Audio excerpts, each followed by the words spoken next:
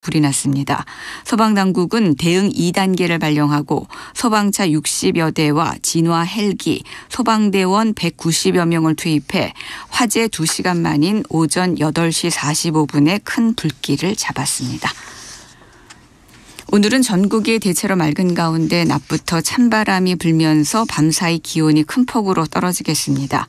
내일은 전국이 대체로 맑다가 차차 구름이 많이 끼겠습니다. 내일 아침 기온은 서울이 영하 6도 등 전국이 영하 12도에서 영하 1도로 오늘보다 5도에서 7도 정도 낮겠고 낮 기온은 서울 2도 등 오늘보다 2도에서 4도 정도 낮겠습니다. KBS 제1라디오 5시 뉴스 아나운서 태희경입니다. KBS 대한민국 중심 채널 KBS 1라디오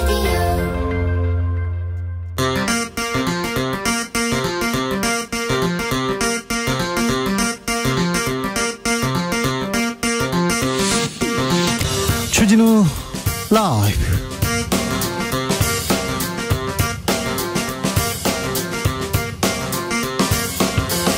(2023년 2월 1일) 수요일입니다. 안녕하십니까, 주진우입니다. 이재명 더불어민주당 대표에 대한 검찰 수사 본격화되고 있습니다. 민주당은 대정부 규탄대회 예고하고 있고요. 김건희 주가 조작 진상규명 TF팀 출범하면서 대정부 투쟁 수위 높여가고 있습니다. 고민정 더불어민주당 의원에게 들어보겠습니다.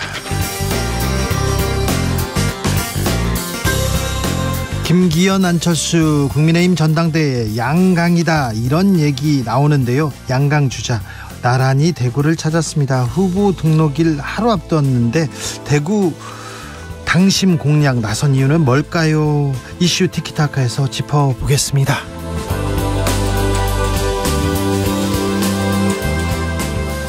정치 보복 수사에 빌미를 주고 당을 어려움에 빠지게 해서 미안하다. 이재명 민주당 대표가 비공개 의원총회에서 연달아 미안하다는 취지의 말 내놓고 있습니다.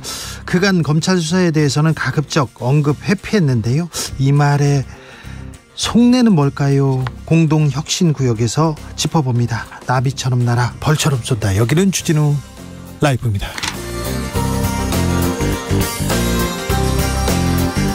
오늘도 자중차에 겸손하고 진정성 있게 여러분과 함께 하겠습니다. 밤하늘에 숨어있던 녹색 혜성이 5년 만에 지구로 다가옵니다. 이 혜성은 마지막 빙하기 이후에 처음으로 지구에 다가온답니다. 내일 새벽 3시에 이렇게 관측이 가능하다고 합니다. 혜성은 더러운 눈덩이라고 불리는데요. 암석, 얼음, 먼지로 이루어졌는데 태양에 가까워지면서 꼬리가 길어집니다. 이번 혜성은 진한 녹색을 띠고 있다는데요. 수백만 년 이후에 다시 볼 수 있대요. 수백만 년 전에 보고 또 다시 보는 거니까 굉장한 인연인데요. 그래서 어렸을 때 별똥별 5만 년 만에 다갔네. 5년 만에 지구 온 게 아니라 5만 년 만에 왔다고요? 혜성이? 이번 혜성이 5만 년 만에요? 5만 년. 자, 별똥별 이렇게 보면서 소원 비셨던 경험 있으시죠? 별똥별 이거 소원 빌면 된다는데 봤는데 이렇게 얘기했는데 내일 새벽에 혜성 보신다면 어떤 소원 빌겠습니까? 5만 년 만에 만나는 겁니다. 자, 빌어보겠습니다. 샵 9730 짧은 문자 50원, 긴 문자는 100원, 콩으로 보내시면 무료입니다. 행복을 빌고 잘 되라고 빌어야지. 누구 없어졌으면 좋겠어요. 누구 끝났으면 좋겠어요. 그런 얘기는 안 되고요. 자, 어떤 소원 빌 건지 소원 빌어보겠습니다. 그럼 주진우 라이브 시작하겠습니다.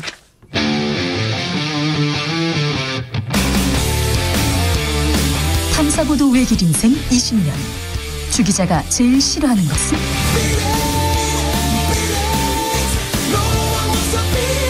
이 세상에서 비리와 부리가 사라지는 그날까지. 오늘도 흔들림 없이 주진우 라이브와 함께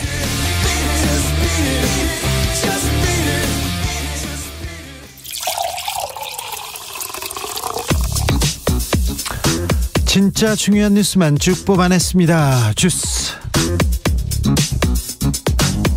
정상근 기자 어서 오세요. 안녕하십니까. 정부가 난방비 두텁게 지원하기로 했습니다. 네, 산업통상자원부가 오늘 난방비 지원 대책을 발표했습니다. 이 모든 기초생활수급자와 차상위 계층에 올겨울 난방비로 59만 2천 원을 지원한다라는 내용이었습니다. 네.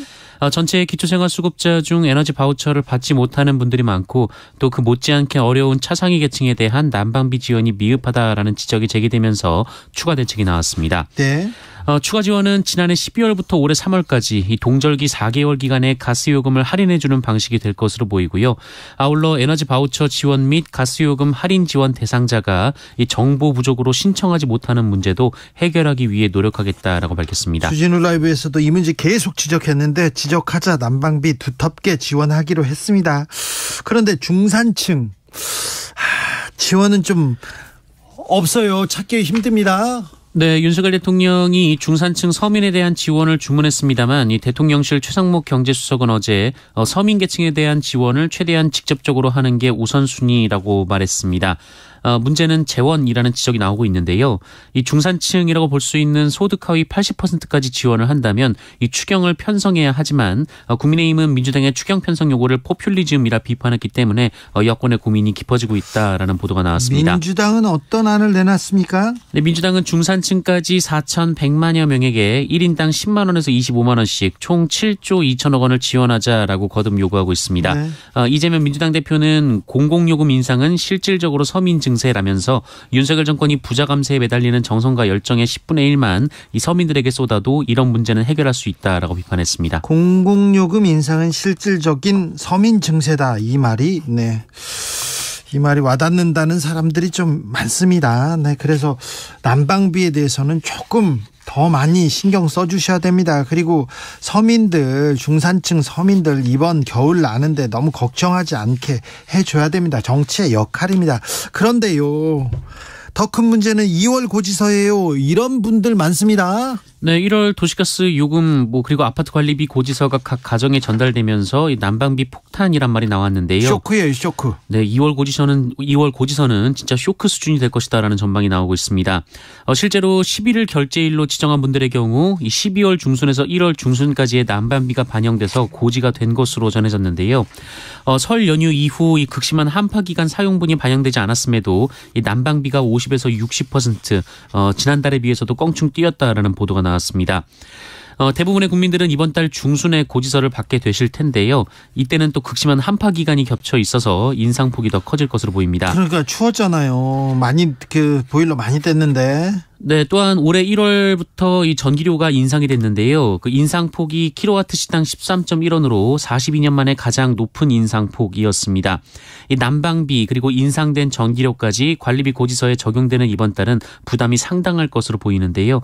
특히 1월은 이 전기난로나 온풍기, 이 전기장판 같은 난방용품이 이 전기를 많이 먹는 특성이 있어서 전력 사용량이 많았었어요. 네. 그거 더 우려가 되고 있습니다. 네, 우리나라가 물가는 또 상대적으로 식료품이 물가가 비싸요. 그런데 공공요금, 전기료, 버스비, 택시비, 지하철 이런 거는 좀 상대적으로 저렴해서 살기 괜찮다 이렇게 얘기하는 사람도 많습니다. 외국인들 특별히 그런 얘기 많이 했는데 이제 전기세, 난방비 싸다 이런 얘기를 못할 것 같습니다. 쇼크예요. 이런 분들 많습니다. 삼성전자 어닝 쇼크 얘기해드렸는데요. 하이닉스도 충격적인 적자 기록했습니다.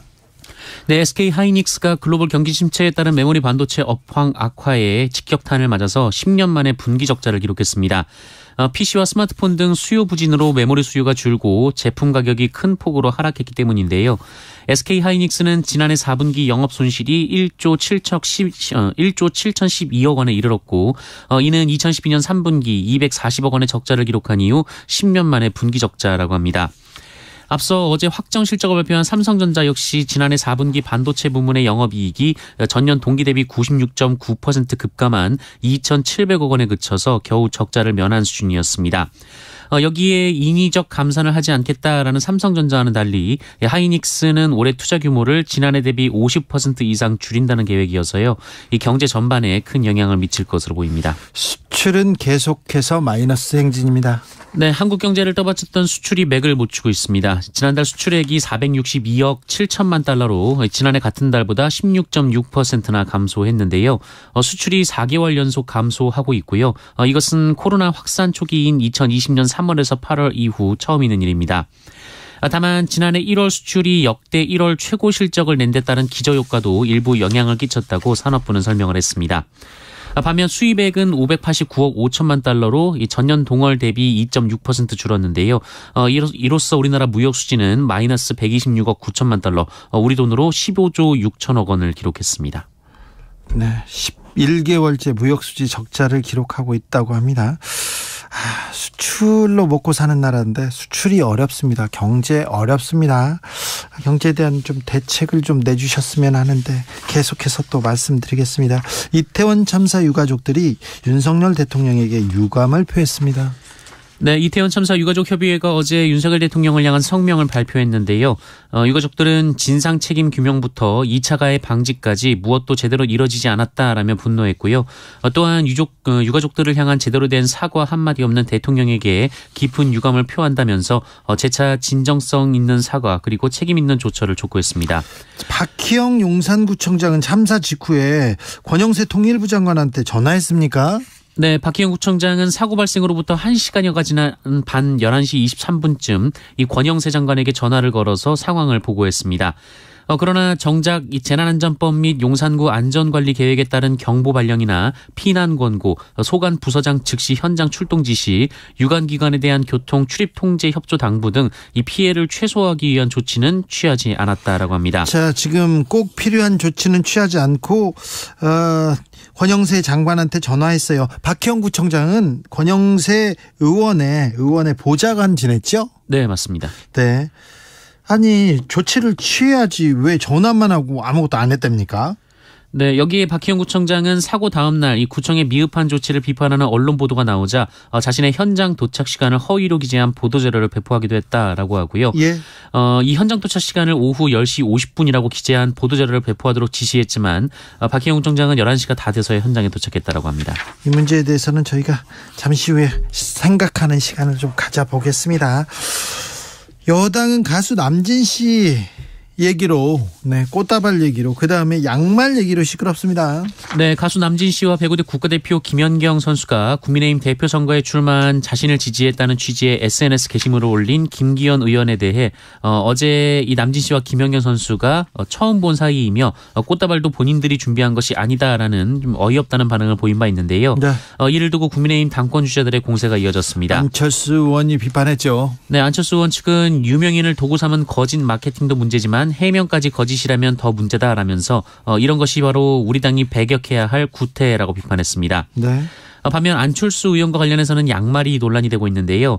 안철수 의원은 토크 콘서트에서 청년 당원들로부터 양말을 선물 받고 즉석에서 이를 갈아 신었는데 양말이 좀 지나치게 해져 있어서 쇼라는 비판을 다른 당권 주자들로부터 받고 있습니다. 김기현 의원은 YTN 라디오에 출연해서 본인은 흑수저 집안에서 태어난 사람이지만 이 구멍난 양말을 신는 정도까지 가난하진 않다라고 말했습니다. 네.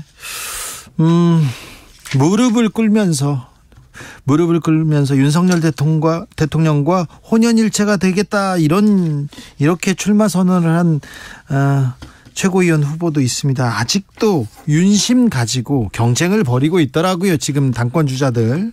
네, 안철수 후보 캠프 선대위원장인 김영우 전 의원이 오늘 YTN 라디오 인터뷰에 출연해서 친윤계 핵심으로 꼽히는 장제원 의원과 전화 통화를 했다며 장제원 의원이 본인의 여러 가지 심경을 토로했다라고 얘기를 했습니다. 그러면서 김기현 의원이 김장 끝이다, 김장염대 없다라는 식으로 하니까 장제원 의원이라면 인간적으로 섭섭하기는 할 것 같다라고 말을 했습니다. 안철수 의원도 장제원 의원이 우리 측 참모에게 전화를 걸어와서 고충을 토로했다라면서 김장연대가 맞는지 의문이다라고 말했고요. 윤석열 대통령과 본인을 손흥민 해리케인 콤비와 비교하기도 했습니다. 한편 홍준표 대구시장은 과연 이 두 사람이 집권여당을 끌고 가는 수장감이 되는지 회의가 들지 않을 수 없다라며 싸잡아 비판했습니다. 민주당도 대여 공세 높이고 있습니다. 김건희 여사 관련 TF팀 발족했어요? 네, 민주당이 도이치모터스 등에 대한 주가 조작 의혹을 받고 있는 김건희 여사에 대한 특별검사제 도입을 본격적으로 추진하기로 하고 오늘 김건희 여사 주가 조작 TF를 발족시켰습니다. 민주당은 오늘 TF 공개 회의를 통해 윤석열 대통령을 향해서 김건희 여사에 대한 특검을 수용하라라고 성토했는데요. 이 박홍근 원내대표는 도이치모터스 사건 재판에서 김건희라는 이름이 수백 번 쏟아졌고 김건희 여사의 모친이자 대통령 장모인 최은순 씨의 녹취록이 세상에 공개가 됐지만 윤석열 검찰은 철저히 뭉개기로 일관하고 있다라면서 윤석열 대통령이 강조하는 법치는 대통령 가족에게 예외다라고 비판했습니다. TF 단장을 맡은 송기현 의원은 최근 김건희 여사의 주가 조작 관여 여부에 대해 적극적으로 발언을 했던 검사들이 인사이동으로 지방을 가거나 사표를 낸 사정이 있다라면서 이 명확하게 수사하기 위해서는 특검을 안 할 수가 없다라고 주장했습니다. 특검 카드 들고 나왔습니다. 문재인 정부에서 임명된 국가기록원장 직위 해제됐어요. 네, 문재인 정부에서 임명된 심성보 행정안전부 대통령 기록관장이 지난달 직위 해제된 사실이 알려졌습니다. 행정안전부는 지난해 11월부터 심성보 관장에 대한 감사관실 감사를 벌였고요. 그 결과 12월에 중앙징계위원회에 징계를 요청했습니다. 징계 요청 사유는 부당 업무 지시 그리고 갑질로 알려졌습니다. 행정안전부 관계자는 이 구체적인 징계 사유는 말씀드리기 어렵다라고 밝혔는데요. 네. 현재 심성보 관장은 이르면 이달 말 늦어도 4월 말에는 최종 징계가 나올 것으로 보입니다. 심성보 관장은 기록관리 전문가인데요. 이 네. 문재인 전 대통령 재임 기간에 취임을 했는데 이달 25일이 이 노무현 전 대통령의 이 대통령 지정 기록물 해제 시점이어서 그 시점에 직위 해제가 벌어진 것에 주목하는 보도도 있었습니다. 그러네요. 네, 왜 지금일까요? 그리고 또 기록관리 전문가인데 외부 채용된 사람인데 왜 국가기록원장을 직위 해제했을까요? 네. 살펴보겠습니다. 이병욱 천안과학산업진흥원장 성희롱 논란 휩싸였습니다. 네, 충남 천안시의 공공기관인 천안과학산업진흥원의 이병욱 원장이 직원들을 상대로 갑질과 성희롱을 일삼고 있다는 주장이 제기됐습니다. 매일경제는 이병욱 원장이 진흥원 내 여성 직원들에게 이 부모 잘 만나서 예쁜 몸매를 가졌다라거나 여자는 나이 먹으면 똥값이라거나 본인은 여태 비아그라를 먹은 적이 없다는 등의 발언을 했다고 하고요. 20대 초반의 계약직 여성 직원에게는 뭐 잘 키워서 마누라 삼고 싶다라는 말을 했다고 합니다. 잘 키워요? 마누라 삼아요? 누구 맘대로요? 네, 진흥원 소속 직원들은 원장의 폭언과 성희롱은 대부분의 직원들이 시달리고 있는 문제다라고 했다고 하고요. 야근 수당 받아가는 것들은 거지근성이라고 말해서 야근 신청서 올리는 것도 눈치가 보인다 이렇게 토로했다고 합니다. 이병욱 씨는 뭐라고 합니까? 성희롱이나 폭언 표현은 전혀 한 적이 없다라고 했고요. 조직에 잘 적응하지 못하는 일부 직원이 외부에 문제 제기를 한다라고 주장했다고 합니다. 어떤 일이 있었는지 따져보겠습니다. 일본의 비자 제한을 중국은 풀었죠. 그런데 우리나라에 대해서는 좀 더 조였다 이런 얘기도 나옵니다. 네, 중국 당국이 오늘 한국발 입국자에 대한 코로나19 검사를 예고대로 시행한다라고 밝혔습니다. 이에 따라 우리나라에서 중국으로 가는 분들은 이 중국 국적자를 제외하고는 무조건 PCR 검사를 해야 합니다. 중국은 지난달 초 해외발 입국자에 대한 전수 PCR 검사를 폐지했는데요. 우리나라에서 온 입국자만 특정해서 검사를 하기로 한 상황입니다. 이는 우리나라가 중국발 입국자에 대해 검사를 실시하는 것에 대한 이 상응 대응으로 풀이가 되고 있는데요. 중국 외교부 대변인은 개별 국가가 여전히 중국에 대한 차별적 입국 제한 조치를 고집하는데 유감이다라며 불만을 드러냈습니다. 네. 중국과의 관계도 좀 잘 이어가야 되는데 조금 우리한테만 이거 좀 심하게 대한다 이런 생각은 지울 수가 없네요. 코로나 상황 어떻습니까? 네, 오늘 발표된 신규 확진자 수는 2만 420명입니다. 어제보다 1만 6천여 명 감소했지만 지난주와 비교하면 800명 정도 늘었습니다. 네. 위중증 환자 359명으로 계속 줄고 있고요. 사망자는 42명이 나왔습니다. 주스 정상근 기자와 함께했습니다. 감사합니다. 고맙습니다. 3484님께서 이런 문자 주셨어요. 오늘 제 생일인데요. 축하한다고 챙겨주겠다고 하는 사람이 없으니 서운합니다. 작년까지는 여자친구도 있었고 좋았는데 그녀도 떠난 지금이라 더욱 복잡한 심정입니다. 안 그래도 전기세 때문에 한숨 나오는데 오늘은 유난히 한숨이 자주 나오는 건 울적해서일까요? 그냥 그렇다고요 얘기하는데. 네. 3484님 힘내세요. 생일 축하드려요. 주진우 라이브가 온 정성을 다해서 생일 축하해 드리겠습니다. 별똥별 보면서 좀 뭘 빌어야 되는데 별똥별 7638님 별똥별아 5만 년 후에 또 보자. 네, 5만 년 후에 또 다시 보십시오. 네. 0223님께서 제 소원은요, 주진우 라이브에서 제 문자 소개되는 겁니다. 소원 성취하셨습니다. 아이고, 훌륭하십니다. 박민호님, 주진우 라이브 2001, 3000일 가게 해주세요. 별똥별 보면서, 아유, 별똥별. 저는 이 별똥별이 그렇게 어려워요. 얘기하는 게. 죄송합니다. 네. 좀 잘해야 될 텐데. 2001, 3000일 더 잘해야 될 텐데. 8248님,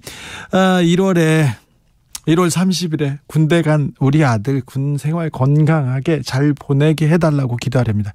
저도 기도하겠습니다. 군에 간 아들 건강하게 잘 다녀오라고 제가 기도하겠습니다. 감사하다고도 꼭 저도 같이 하겠습니다. 7098님, 우리 며느리 건강한 출산 기도합니다. 네, 기도하겠습니다. 5356님, 제가 야구를 굉장히 좋아하는데요, 올해는 제가 응원하는 팀이 1위 하게 해달라고 빌고 있습니다. KT 응원합니다. 얘기하는데, KT 올해 강백호가 좀 쳐야 될 텐데 괜찮을까요? 우승 다시 이뤄낼 수 있을까요? 네, 이거는 응원 안 할게요. 네, 이건 응원하는 팀들이 워낙 많아서요. 저는 뭐 롯데, 기아, 뭐 이렇게 조금, 한화 이렇게 응원합니다. 그 바닥을 기고 있는 이런 팀들이 있지 않습니까? 그 팀들은요, 팀의 이 전력은 좀 그렇지만 팬분들은 매우 훌륭하기 때문에 그런 분들 존경하고요, 지지하겠습니다. 7970님, 암투병 중인 친정엄마, 오빠, 언니 쾌유를 빕니다. 어쩌다 보니까 저 빼고 암 환자가 3분입니다. 건강한 게 미안하네요. 우리 집안 건강 선물 간절히 바라봅니다. 간절히 바라보겠습니다. 유민정님, 추운 새벽에 일어나 혜성을 본다면 그 의지만으로도 충분히 소원을 이룰 수 있을 것 같습니다. 저도 새벽에 꼭 일어나서 보겠습니다. 네, 저는 안 보고 그냥 잤으면 좋겠는데 그때까지 깨어있을까봐. 네, 알겠습니다. 모든 소원들 모두 이루어졌으면 합니다. 그렇게 빌겠습니다. 교통정보센터 다녀올까요? 김민희 씨. 돌발 구간 중심으로 퇴근 정체가 빠르게 길어지고 있습니다. 서해안고속도로 목포 쪽으로 8탄 분기점에서 봉담 송산 고속화도로로 이동할 수 있는 램프 구간에서는 전차로를 막고 사고 처리 작업을 하고 있는 만큼 미리 비봉나들목 등으로 우회해서 지나셔야겠습니다. 영동고속도로 인천 쪽으로 영동선 시점 부근 4차로에는 고장난 차가 서 있는데요. 뒤로 서창 분기점부터 정체 심해졌습니다. 반대 강릉 쪽으로 서안산 부근 3차로에서는 낙하물을 처리하고 있고요. 더 가서는 안산 분기점 일대로 서행합니다. 그 후로 북수원 부근 5차로에서는 고장난 버스를 처리하고 있습니다. 남해 제1지선 창원 쪽으로 동마산 부근 3차로에서는 벌써 2시간째 사고 처리 작업을 하고 있는 만큼 주의해서 지나셔야겠습니다. 그 밖에 서울시내 강변북로 구리 쪽으로 한남대교 부근 3차로에서는 사고가 나면서 청담대교부터 정체 심해져 있고요. 이후로도 가양대교까지 정체 길어져 있는데 서강대교 부근에서는 고장난 차도 처리하고 있습니다. 반대 구리 쪽으로 천호대교 부근 1차로에서도 고장난 차를 처리하고 있습니다. KBS 교통정보센터였습니다.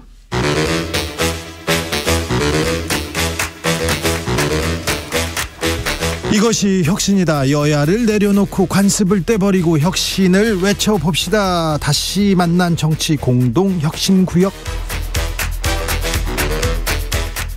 수요일 주진우 라이브는 정쟁 비무장지대로 변신합니다. 주진우 라이브가 지정했습니다. 여야 혁신위원장 3분 모셨습니다. 천아람 국민의힘 순천갑 당협위원장. 네, 전남 순천의 천아람입니다.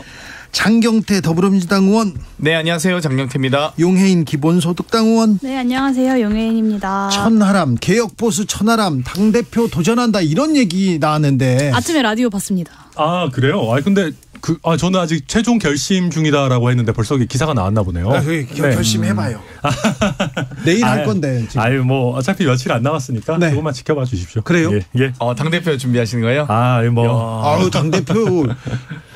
저 무릎 꿇고 그런 건 하지 마세요. 그러면 안 합니다. 지금 때가 어느 때인데 그런 거 하고 있어요. 홍연일체 이런 거 하지 마세요. 무슨 자웅동체 이런 얘기도 하지 마십시오. 일단 저희가 식물 동물 비유가 요즘 너무 과했던 것 같아요. 그러니까요. 네, 그냥 정치 본연의 얘기들 많이 하는 게 저도 좋지 않나요? 자, 천하람이 만약에 당대표에 출마한다면, 출사표 던진다면, 자, 당을 어떻게 만들겠습니까? 뭘 또 갑자기 여기서 또 그런 그냥 물어보는 거예요. 이제 뭐 가정적으로 말씀드린다면은 저는 거창한 거 말고 불합리한 일만 안 했으면 좋겠습니다. 네. 정말로.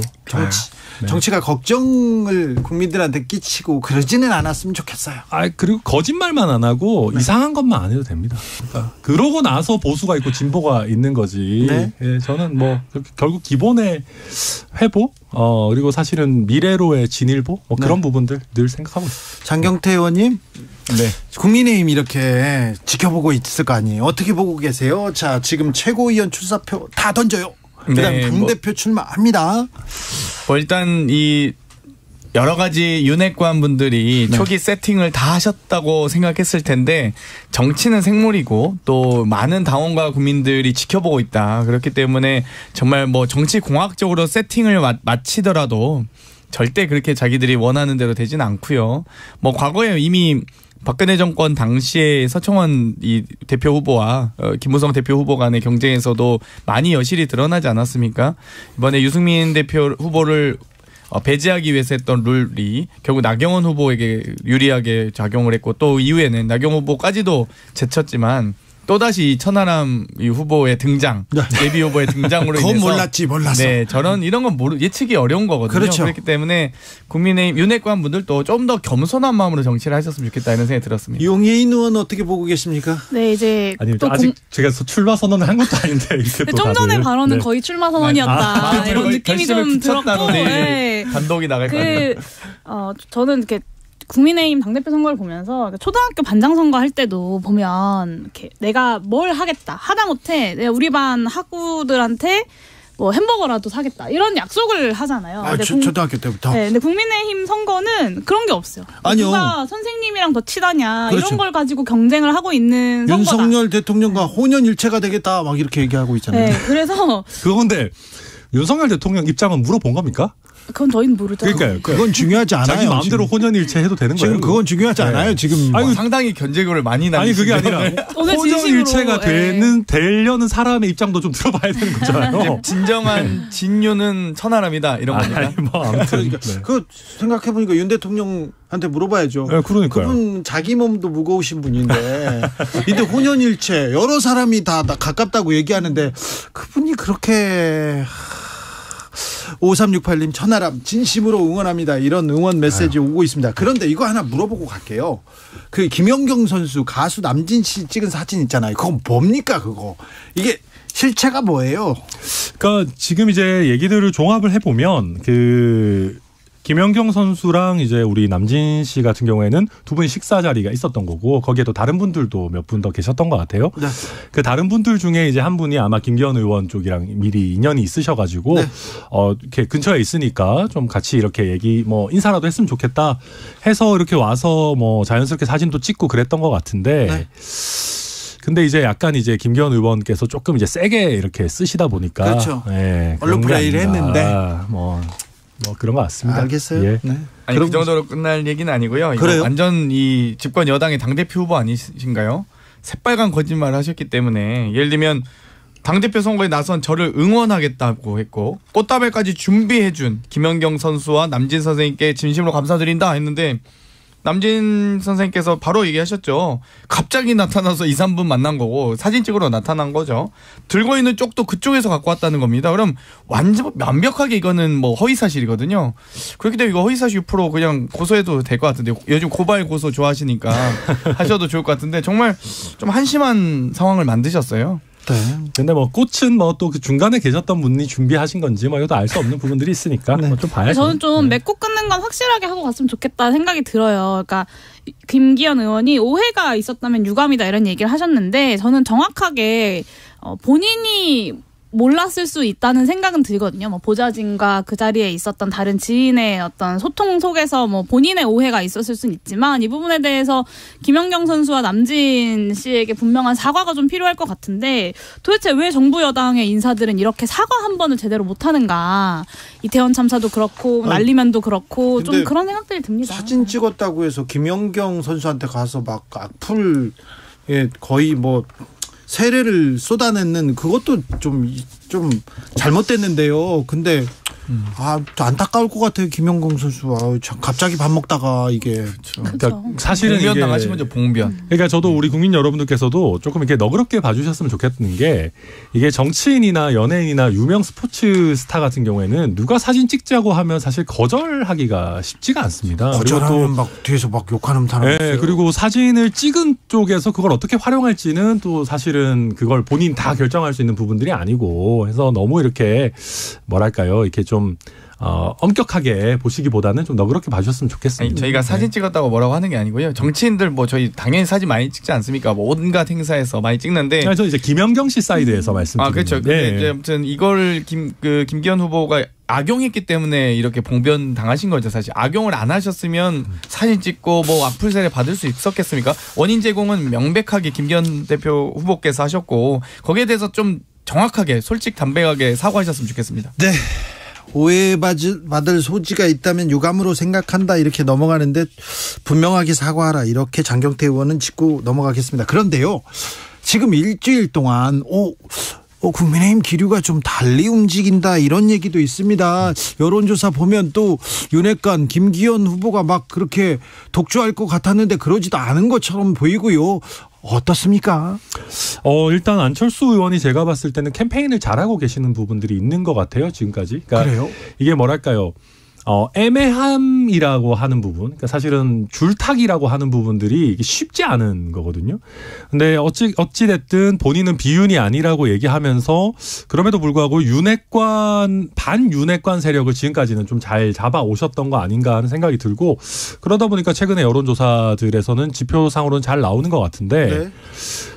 이런 추세들을 어떻게 잘 가져갈 것인가. 게다가 지금 김기현 의원 쪽에서는 지금 장제원 의원의 활동이 또 너무 두드러지고 있는 면들이 있거든요. 그게 오히려 약간의 그 장벽으로 좀 작용하고 있는 것들이 아닌가. 뭐 저는 그렇게 보이기도 합니다. 네. 용혜인 의원 어떻게 보세요?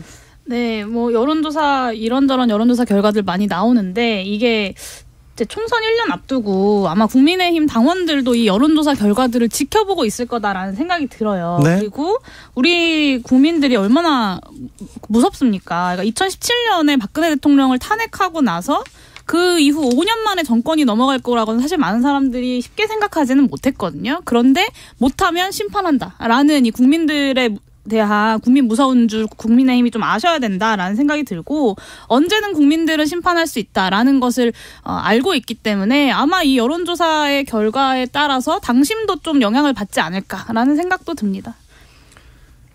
상대방의 찹대고 폿대고 다 했는데도 이 정도 지지율이 나온다는 건 정말 해도 이 정도 나온다는 건 그만큼 김기현 후보가 약하고 매력 없는 후보다라는 뜻이죠.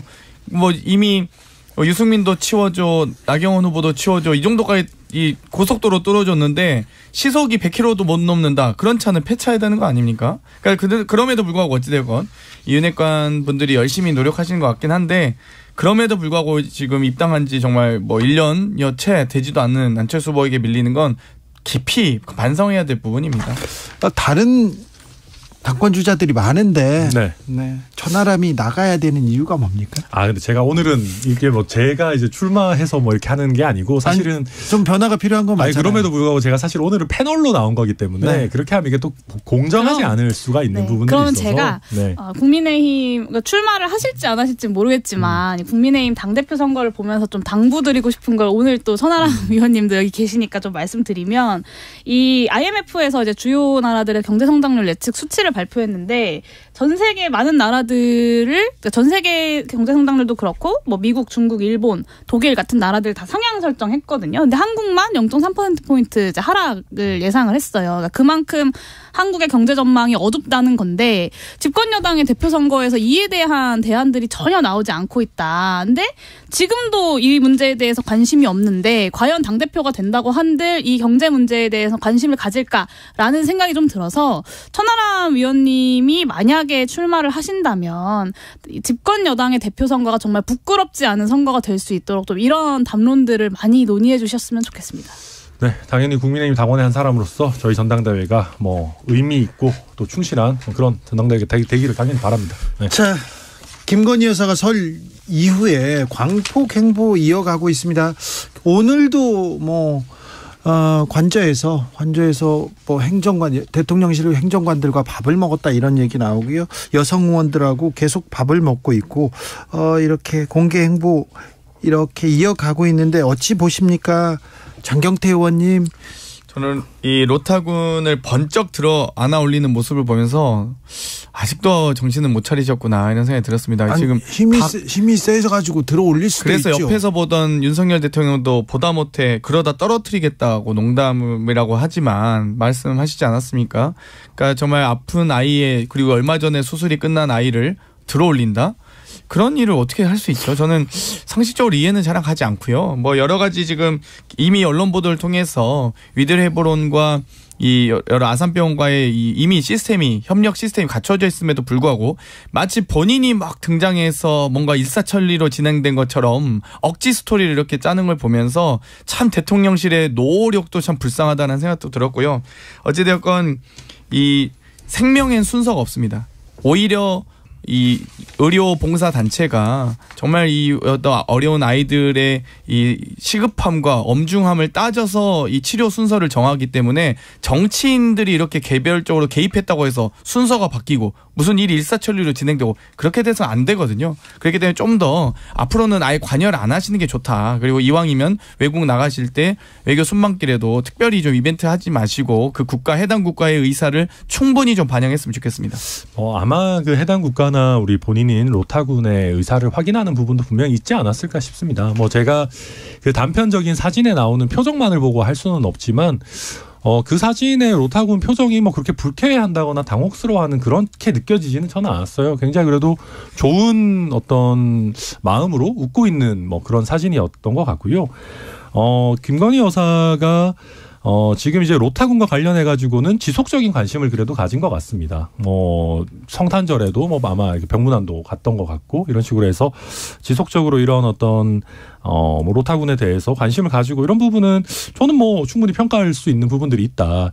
근데 다만 저는 이제 대통령실에서 사진을 좀 선정할 때 조금 더 주의를 기울였으면 좋겠다는 생각이 드는 게, 제가 그 사진을 보면서 조금 불편하게 느껴졌던 것은 대통령이 이렇게 사이드에 있으시더라고요. 근데 어지간하면은 우리나라의 대통령은 그 사진의 중심에 있으셔야 됩니다. 만약에 그게 대통령의 핵심인 사진이 아니라면은 차라리 대통령께서는 그 사진에 등장하지 않는 게 좋아요. 그런데 이제 그런 어떤 뭐 부분들 물론 대통령실에서 나름대로 체크하고 자연스럽게 찍다 보니까 그렇게 된 거겠지만 네. 가뜩이나 김건희 여사가 너무 좀 어떻게 보면 많은 활동을 하고 계시는 거 아니냐. 뭐 의원들 많이 만나고 이런 부분들에 대해서 과거에 조용한 내조의 약속과 이게 과연 맞는 거냐라고 하는 얘기들이 나오고 있는 상황에서 조금 여러 가지로 우리가 조심할 필요들이 있다. 뭐 그렇게 생각합니다. 네, 저는 뭐 로타군 만날 수 있다고 생각하고 뭐 그런 정치적 기획들을 통해서 뭔가 워낙 이렇게 만들어내고자 하는 사회적 효과가 있다면 할 수 있다고 생각하는데 그것을 나쁘다고 말하고 싶진 않지만요. 그런 얘기는 좀 드리고 싶어요. 어제 그 시간에 이태원 참사 유가족들이 대통령실 앞에 한 번만 만나달라고 찾아갔습니다. 그런데 경호팀이 차갑게 냉대하고 1인 시위조차 못하고 아스팔트 바닥에 쓰러져가지고 뒹굴어야 했거든요. 저는 그 모습을 보면서 너무 마음이 아팠고 이 로타군에게 보여준 환대의 반의 반만이라도 이 이태원 참사 유가족들에게 보여줬다면 이 참사로 가족을 잃은 유가족들의 마음에 그래도 어느 정도 좀 치유가 되지 않았을까라는 생각과 아쉬움이 저는 강하게 남습니다. 그래서 유가족들도 국민인데 어떻게 이렇게 국민들에게 비정할 수 있나 대통령실이라는 생각이 들어서 이런 정치적 기획 보여주기식뿐만 아니라 정말로 참사로 가족을 잃고 자식을 잃고 가슴 아파하는 국민들의 상처를 직접 좀 어루만져 주시면 좋겠다라는 당부를 좀 드리고 싶습니다. 오는 2월 5일이 12구 이태원 참사 100일째 되는 날인데 정치권에서 뭘 했습니까? 네, 참 100일이죠. 이제 참사 이후에 한 자릿수가 두 자릿수가 되고 두 자릿수가 세 자릿수가 되는 시간인데요. 이번 주 월요일에 이제 국회 본회의가 열려서 국정조사 결과 보고서를 채택을 했습니다. 뭐 여당이 퇴장한 상태에서 반쪽짜리 표결이긴 했지만 그럼에도 불구하고 이번 참사의 책임이 국가에 있다는 것을 좀 어느 정도 공식적으로 인정한 첫 번째 순간이었기 때문에 저는 의미 있는 순간이었다고 생각하고요. 근데 아직까지도 국회가 정치가 해야 되는 역할이 굉장히 많다고 생각합니다. 합니다. 이 독립적인 재난조사기구 설치를 위한 특별법 제정, 그리고 이 지금 그 2차 가해에 대한 적극적인 대책 마련, 그리고 제대로 된 책임자 처벌을 위한 특검 논의, 이런 것들이 반드시 국회에서 2월 임시회 중에 논의되어야 된다라고 저는 생각합니다. 근데 보고서 채택이 왜 여야의 동의를 얻지 못했어요? 왜 여당은 나가버린 거예요? 저도 그걸 여당에게 묻고 싶어요. 그러니까 이상민 장관의 책임, 뭐 대통령의 사과 요구, 이런 것들이 들어갔다는 이유인데, 사실 그래서 그 결과 보고서를 채택하기 전에 국정조사 특위에서 야당의 의견만 그렇게 넣지 말고, 그러면 여당의 의견도 동등하게 병기하자라고 제안했음에도 불구하고 이상민 장관 고발 문제를 빌미로 이 국정조사 결과 보고서 채택에 동의하지 않고 퇴장해 버렸거든요. 그러니까 정부 여당이 참사 유가족들, 그리고 상처받은 사람들 좀 다독여야 되는 거 아닙니까? 그 사람들 아픈 사람들이고 아픔에 대해서도 어루만지고 할 의무가 정치인들한테 있지 않습니까? 네, 뭐 그렇습니다. 그리고 뭐 대통령이나 저희 뭐 정부 여당이 사실 아마 아무것도 안 했던 것은 아닙니다만은, 그게 또 우리 유가족분들이나 국민들께서 보시기에 충분하지 않을 수 있다고 저도 생각이 들고요. 다만 이 국정조사 보고서와 관련해가지고는, 그러니까 저희 당 입장에서는 채택하기가 사실 굉장히 어려웠을 겁니다. 왜냐하면 아무리 병기가 가능하다라고 하더라도 일단 다수당의 의견이 이상민 장관을 즉각 파면하라, 뭐 고발하자, 뭐 대통령 바로 사과해야 된다, 이런 얘기들이 쭉 다 들어가 있다 보니까 여당 입장에서는 이걸 도저히 좀 채택하기는 어렵지 않았을까, 뭐 그렇게 생각이 들긴 합니다. 네. 지금 오해하시는 게 결과보고서 채택은 한 가지 의견만 채택하는 것이 아닙니다. 다른 의견, 반대 의견도 다 병기해서 넣을 수 있거든요. 그런데 정말 집권 여당에, 그리고 이 참사가 일어나서 정말 한치의 부끄러움과 책임감 못 느낍니까? 집권 여당의 국회의원들이 뭐 이 국정조사 과정에서도 자리도 안 지키고 막 자기 지역구 행사 가서 문제가 되지 않았습니까? 그런 만큼 저는 이상민 장관은 책임이 없다라고 쓰시든, 아니면 야당의 의견에 절대적으로 반대한다라고 하시든, 그렇게 하더라도 보고서에 의견을 넣으셨어야죠. 그런다고 해서 퇴장을 합니까? 어떤 청문회든 국정조사든 결과보고서 채택은 하는 게 매우 중요합니다. 반대 의견도 같이 실어야죠. 그래야 역사가 또 후세가 기억하는 거 아니겠습니까?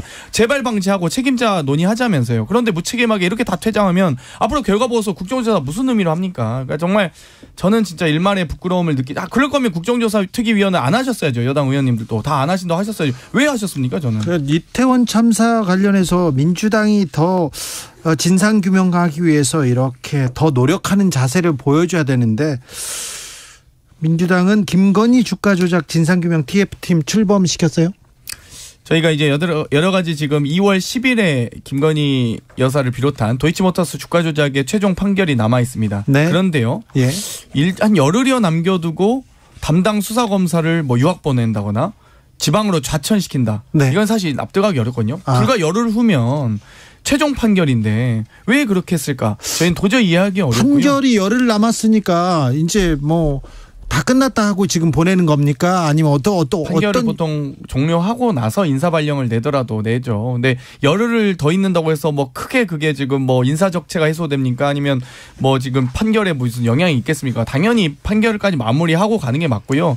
이번에 도이치모터스 이 재판 과정에서 이미 상당 부분 범죄 혐의가 확정적입니다. 그 혐의가 거의 입증되고 있습니다. 권오수 회장은 징역 8년에 벌금 150억, 그 주가 조작 선수는 징역 7년에 벌금 100억, 그리고 인베스트 회장 대표는 징역 6년에 벌금 100억이 구형됐습니다. 검찰도 범죄 혐의가 있다고 인정하고 있는 거거든요. 그런데도 불구하고 범죄 혐의는 있는데 범죄 수익을 가져간 것으로 예상되는 김건희 여사에 대해서는 단 한 차례 소환도 하지 않고 아무 수사가 제대로 진행되지 않았지 않습니까? 아니, 통정거래 의혹도 확인됐고 녹취록도 공개됐고 엑셀 파일도 공개됐습니다. 그럼 도대체 어떤 게 증거가 더 나와야 됩니까? 장경태 의원 지금 말한 게 다 확인된 재판 과정에서 다 확인돼서 제가 최고위 모두 발언에서 했습니다. 그러니까 지금 장 의원님 말씀 자체에 모순이 있습니다. 증거가 다 나와서 확인됐다라는 것과 김건희 여사에 대한 수사가 전혀 이루어지지 않았다라는 건 사실 모순되는 얘기입니다. 무슨 얘기냐면 김건희 여사 본인을 소환해서 조사하거나 하지 않았을지는 몰라도 네네. 김건희 여사의 어떤 계좌 내역이라든지 뭐 여러 가지 부분들에 대한 조사는 실제로 많이 됐던 것이죠. 만약에 그것을 확인하는 과정에서 이게 단순히 투자를 하거나 계좌를 맡기거나 했던 것이 아니라 정말로 주가 조작 사실을 알고도 거기에 가담을 했다라고 한다면은 네. 당연히 본인에 대한 뭐 조사라든지 추가적인 기소라든지 뭐 이런 부분들이 이루어졌을 텐데 현재는 그런 것들이 없고 말 그대로 거기를 지휘한 그 경영진과 뭐 주가 조작 선수들만 기소된 그런 상황이거든요. 그래서 이런 상황에서 김건희 여사에 대해서 특히 이제 문재인 정부 하에서도 수사를 오래 했던 사건에 대해서 또 이렇게 얘기하는 것 자체가 좀 새삼스럽다라는 말씀드리고 또 한 가지는 공판 검사나 수사 검사가 이쯤 되면은 실제로 별로 할 일이 없습니다. 그러니까 이게 예를 들면 항소를 하게 되더라도 항소심을 관할하는 그 검찰청의 담당 공판 검사가 하게 되는 것이고 이미 그 공판 절차는 종료가 됐기 때문에 선고만 기다리고 있는 것이거든요. 그래서 지금 인사가 나는 거에 대해서 뭔가 문제 제기를 하시는 것은 민주당에도 뭐 검찰 출신이나 법원 출신 의원들 많으신데 이거는 조금 안 맞다. 그냥 정치 공세다. 저는 그렇게 최종 판결 전에 수사검사, 공판검사 인사합니까? 충분히 할 수 정확히 있죠. 말씀하세요. 그런 적 없잖아요. 아닙니다. 실제로 열흘 남겨도 그러니까 막 1년 남겨둔 수사는 모르겠지만 열흘 전에 한다고요? 아니 그렇게 따지면은요 검사랑 판사는 영원히 인사를 못 합니다. 왜냐하면 한 검사와 판사가 수많은 사건들을 가지고 있어요. 누가 합니까 인사를? 대정부 투쟁 소위 계속해서 민주당이 높입니다. 밤샘 농성한다 이런 뉴스가 나왔더라고요. 지금 벌써 40여 명 넘는 의원님들이 지금 농성하고 있어요? 농성은 아니고요. 밤샘 토론을 하자. 이상민 장관 탄핵과 김건희 특검에 대한 이 내일 의총에서 논의가 있을 예정인데요. 그와 관련된 밤샘 토론을 하자. 그리고 그 토론의 결과를 내일 아침에 이태원 참사와 김건희 여사 관련돼서 지금 그 내용을 가지고 집중 토론, 밤샘 토론을 하겠다. 예, 밤샘 토론 밤새서 꼭 한다기보다는 밤새서라도 결론을 내자는 의견이고요. 내일 아침에 아마 결과 브리핑이 있을 예정입니다. 그렇습니까? 대정부 규탄대를 예고했는데 이 장외투쟁 이제 시작되는 겁니까? 뭐 정확하게 말하면 대국민 보고대회를 저희가 전국을 순회하면서 하고 있는데요. 서울 대국민 보고대회를 하는 거고요. 서울 대회를 많은 인원이 참석할 것으로 예상되기 때문에 실내 장소는 없었습니다. 그래서 실외에서 이번에 한 대국민 보고대회를 갖게 되었습니다. 장외투쟁이 아니라 대국민 보고대회다. 밤샘 농성이 아니라 밤샘 토론을 하겠다. 맞습니다. 네. 용혜인 의원? 네, 뭐 농성이나 장외투쟁이나 뭐 제가 이렇게 저렇게 평가할 일은 아니지만 저는 좀 당부를 드리고 싶어요. 그러니까 계속해서 뭐 이상민 장관 탄핵하겠다 말은 하는데 정말 탄핵할 거냐?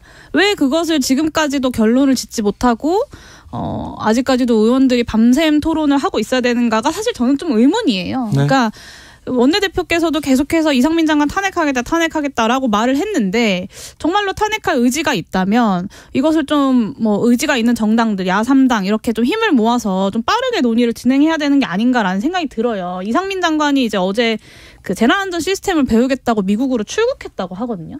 근데 이 재난안전 시스템을 사실상 이 이태원 참사 직후에 대응 과정에서 망가뜨렸던 장본인인 이상민 장관이 재난안전 시스템을 도대체 뭘 배우겠다고 미국에 간 건지도 정말 황당하지만 계속해서 이렇게 하게 둘 건가라는 질문을 저는 이상민 장관과 유승만 대통령뿐만 아니라 민주당에게도 좀 하고 싶습니다. 네. 그러니까 이게 정치가 기본적으로 쇼고 보여주기 면이 있죠. 근데 이게 이제 필요하냐 아니면 국민들에게 봤을 때 뭔가 반향이 있을 만한 쇼냐를 봐야 되는데 글쎄요. 저는 이거 솔직히 큰 의미가 있을까 싶습니다. 이걸 뭐 밤새워서까지 해야 될 주제인가. 그리고 더 크게는 뭐 대국민 보고대회라고 하지만 장외에서 하면 장외투쟁이죠. 뭐 그 장외투쟁 자체를 뭐 나쁘다고 볼 일은 아니지만 뭐 민생이랑 뭐 검찰 이런 걸 엮어서 하신다는데 민생은 제가 봤을 때 그냥 약간 양념처럼 넣는 것 같고 검찰 독재를 뭐 이렇게 한다라고 하시는데 이게 저희가 자유한국당 때 다 했던 겁니다. 이거 자유한국당 때 데자뷰가 엄청 드러나요. 게다가 저희가 했던 거랑 똑같더라고요. 저희도 그때 당시에 잘은 모르지만 저는 당협위원장마다 몇 명 할당해가지고 뭐 데리고 와라 해가지고 했다는데 뭐 똑같이 하더라고요. 민주당도. 근데 그런 것들이 저는 좀 이해가 안 되는 게 저희가 그때 한 120석 정도 있을 때도 아니 국회의원 120명이나 있는 당이 왜 원내에서 제대로 일처리 못하고 장외로 나갔냐고 엄청 비판을 많이 받았거든요. 근데 민주당은 심지어 다수당이고 극단적으로는 검찰에서 구속동 체포동의안을 보내도 부결을 시킬 수 있을 정도의 위치에 있는 정당인데 국민들을 위해서 힘을 쓰는 것도 아니고 스스로의 당대표를 지키기 위해서 이거 할 문재인 정부에서 자유한국당과 황교안 대표를 탄압한 적 있습니까? 그리고 아무 국민도 뭐에 나가는지 이해를 못했습니다. 그리고 지금 여러 가지 민생 현안들 많은데요. 국민의힘에서 지금 뭐 논의하자 이런 얘기가 없잖아요. 다 지금 전당대회만 매몰돼서 민생 다 뿌리치고 있는 거 아닙니까? 2월에 두고 보십시오. 난방비 폭탄 나오면 1월 가스 요금이 나오는 순간 어마어마한 대국민적 분노에 직면할 겁니다. 그러지 말라고 저희가 지금 토론하고 논의하자고 하는데 2월 임시국회 중에 지금 계속 뭐 체포동의안이 오니 안 오니 그런 것만 고민하고 계시죠. 그래서 앞으로 부디 집권 여당이 국민의 민생과 관련된 것들은 여야가 따로 없습니다. 용수회담 하자고 하고 조건 없는 회담 하자고 하지 않습니까 저희? 민주당 의원총회에서 비공개로 이재명 대표가 보복 수사에 빌미를 줬고 당에 어려움을 줘서 어려움 빠지게 해서 미안하다 이런 취지로 얘기를 했어요. 장경태 의원님. 네. 아마 이 비공개 의총에서 하셨던 발언인데요. 여러 가지 어려움이 본인이 어쨌든 빌미를 주게 돼서 대단히 진심으로도 미안하다는 말씀을 하셨고요. 또 아마 그 발언으로 많은 의원님들이 좀 뭉클하셨을 거라고 예상합니다. 그래서 어떻게 하면 이 정말 이 극악무도한 윤석열 정권의 이런 정말 검찰 독재 공화국에서 어떻게 우리가 더불어민주당이 민생을 지키고 수권 능력을 계속 유지해서 좋은 대한민국 만들기 위해 노력해야 된다는 결의를 다지는 자리였습니다. 근데 저는 글쎄요. 이게 의원들 내지는 비대위원들에게만 미안할 일일까요? 그러니까 오히려 정말 미안해야 될 분들은 대선 패배로 인해서 굉장히 슬퍼하는 대부분의 민주당 지지자분들 그리고 지금도 사실은 당대표로서의 역할을 잘 못하고 있는 거에 대해서 당원들에 대해서 미안함을 표시하셔야 되는데 게다가 본인의 측근들이 줄줄이 지금 그렇게 돼 있는 상황에서 저걸 비공개 회의석상에서만 하시고 말 일인가. 그러니까 저는 뭐 윤석열 정부에 대해서 각 세우고 뭐 하는 것 뭐 그럴 수 있다고 봅니다. 근데 본인 당에 있는 구성원들이나 본인을 지지해 주시는 분들에 대해서도 최소한의 어떤 멘트들은 좀 있어야 된다 그렇게 봅니다. 민주당 내에서 최근에 쌍방울 김성태 전 회장이 여러 얘기를 하기 시작했지 않습니까? 대북 관련돼서 민감한 얘기가 막 나옵니다. 일면식도 없다. 뭐 얘기를 나눠본 적도 없다 했는데 입장이 바뀌었어요. 그래서 얘기하기 시작했는데 그 부분에 대해서는 어떤 얘기 나옵니까? 뭐 대북 송금 개인 자금으로 800억 보냈다 이런 얘기 좀 너무 허물맹랑해서 800만 불인가요? 더 큰 액수 아무튼 그래서 좀 황당하다고 생각하고 있고요. 그리고 2019년에 뭐 이 송금했다고 하는데 2019년에 남북 관계가 아예 단절돼서 만약에 쌍방울이 나온 개인 자금이 들어갔다 그러면 그거는 저희 대한민국의 사법 체계로 해결할 수 있는 문제가 아닙니다. 유엔과 미국의 대북 제재에 대한 이 국제법 위반이고 국제적인 어떤 공조에 대한 위반이기 때문에 이 부분은 검찰이 미국 CIA나 등등의 미국 국무부도 압수수색 하시기 바랍니다. 여기까지 들을까요? 천하람, 장경태, 용해인 세 분에게 드렸습니다. 감사합니다. 네, 감사합니다. 저는 2부에서 고민정 의원과 돌아옵니다.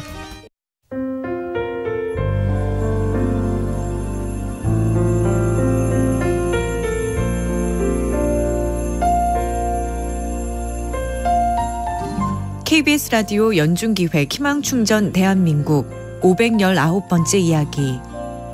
안녕하세요. 아나운서 이현주입니다. 15살 도희는 넓은 집에서 살았을 때보다 단칸방에 사는 지금이 훨씬 행복합니다. 아빠의 폭력이 심해지면서 4살 터울의 남동생 그리고 엄마와 함께 집을 나왔는데요. 갈 곳이 없어서 참 막막했습니다. 캄보디아 출신의 엄마는 아이들을 데리고 고향에 돌아갈까 잠시 고민하기도 했는데요. 세 식구가 함께 숙식할 수 있는 식당에서 일하게 되면서 한시름 놓을 수 있었습니다. 난방이 잘 되지 않는 좁은 방에서 추위를 힘겹게 견디지만 그 어느 때보다 편한 마음으로 잠이 드는 세 사람. 도인의 가족이 더 이상의 걱정 없이 행복한 미래를 마주할 수 있도록 여러분이 응원을 보내주세요. 여러분의 따뜻한 손길이 희망의 빛이 됩니다.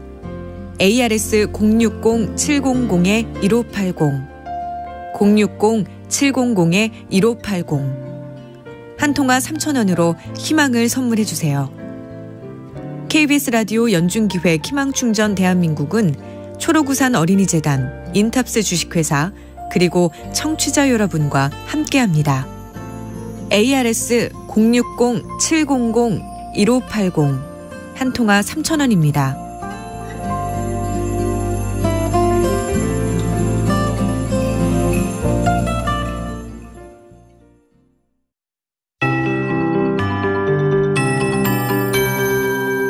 KBS 58분 날씨. 봄이 다가오고 있다는 걸 알려주듯 어제와 오늘 기온이 크게 올랐습니다. 오늘 아침 서울이 영하 0.5도로 평년보다 5도 높게 출발했고요. 한낮 기온은 서울이 6도, 대구, 여수 13도, 서귀포 15도 등 남부와 제주는 평년보다 5도에서 7도나 높은 기온을 기록했습니다. 밤에는 다시 찬 공기가 남하하겠습니다. 경기 북부와 강원, 충북, 전북, 경북 내륙을 중심으로 밤 9시를 기해 한파주의보가 발효되고요. 내일 아침 기온이 오늘보다 5도에서 10도가량 내려앉겠습니다. 서울과 대전 영하 6도, 광주 영하 3도, 부산 영하 1도, 춘천은 영하 10도 안팎을 보이겠습니다. 낮 기온은 서울이 3도, 강릉, 광주 5도, 부산 9도 안팎으로 영상권을 회복하겠습니다. 하루 새 급격히 추워지는 데다 바람도 강해서 대비를 잘 해주셔야겠는데요. 특히 강풍특보가 내려진 강원 산지와 충북 영동, 경북 북부와 동해안에 오늘까지, 전남 해안은 내일까지 바람이 매우 강하게 불겠습니다. 동해안과 동쪽 산지로 건조특보도 이어지는 만큼 화재 예방에 각별히 유의하시기 바랍니다. 한편 어젯밤 유입된 미세먼지는 많이 해소가 되면서 내일은 전국의 공기질이 깨끗하겠습니다. 지금 서울의 기온은 0.7도, 습도는 49%입니다. 박다효입니다.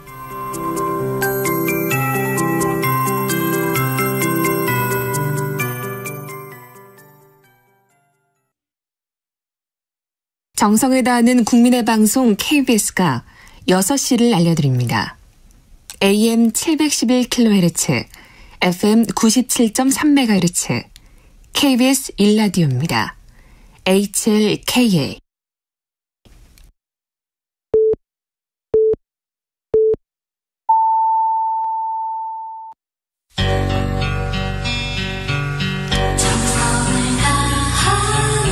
정성을 다하는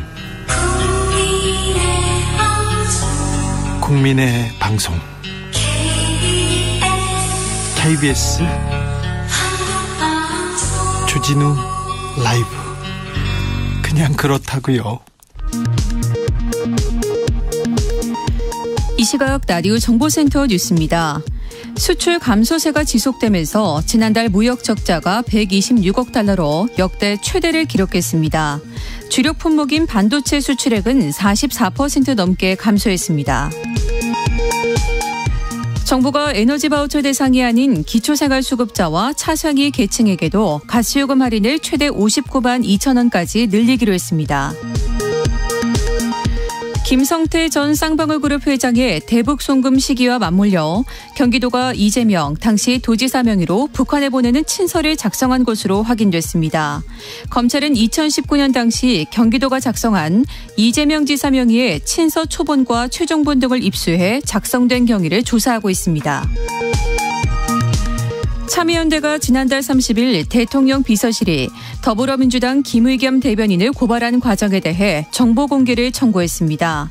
참여연대는 김건희 여사 개인에게 제기된 과거 의혹에 대해 대통령을 보좌하는 공직자 등 공적 자원을 동원했다면 그 적절성에 의문이 제기된다고 밝혔습니다.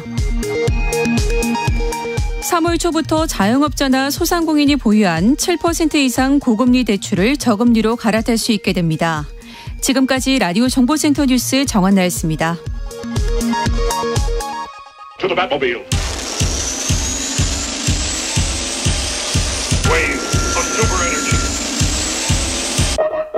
주 기자의 1분.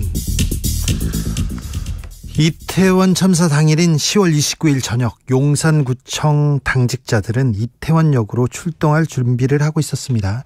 8시 40분쯤에 이태원 차도인도에 사람이 너무 많아서 복잡하다는 민원 전화를 받은 터였습니다. 당직자들은 오후 8시 30분쯤 용산경찰서로부터 전화 한 통을 받았습니다.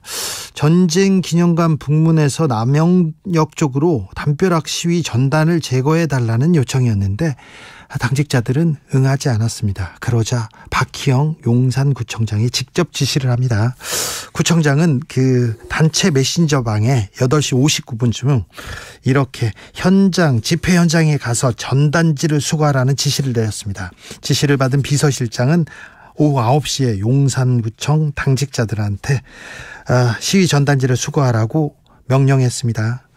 용산구청 당직 직원 2명이 참사 당일 9시 10분부터 10시 40분까지 1시간 30분 동안 삼각지역 근처에서 전단을 떼는 작업을 했습니다. 압사 관련 첫 신고가 들어온 것은 오후 10시 15분.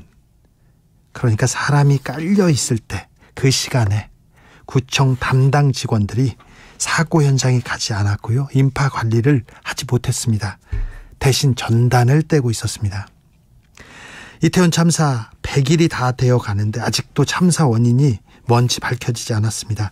책임 있는 그 누구도 자신의 잘못이라는 말을 하지 않습니다. 사과하지도 않습니다. 진실을 말하지 않습니다. 1989년 4월에 영국 힐스버러 축구장에서 리버풀 팬 97명이 압사당하는 사건이 발생했습니다. 경찰은 조사를 하다가요, 술 취한 훌리건들이 이 저지른 범행이라고 이렇게 책임을 훌리건한테 돌렸습니다. 그러나 유족들은 끈질긴 노력으로 비밀 문서 공개했고요. 결국 경찰의 잘못 확인됐습니다. 어제였습니다. 영국 경찰이 34년 만에 힐스버로 참사 희생자와 가족들에게 사과했습니다. 앤디 마시 경찰협회 회장은 경찰 지도자로서 깊이 사과한다. 경찰이 매우 잘못했다고 말했습니다. 경찰은 윤리 규정을 다시 만들겠다고 했는데요. 그 핵심은 진실을 말할 의무가 될 것이라고 했습니다. 진실을 말한다는 것. 지금 우리한테 필요한 것이 아닐까요? 지금까지 주기자의 1분이었습니다.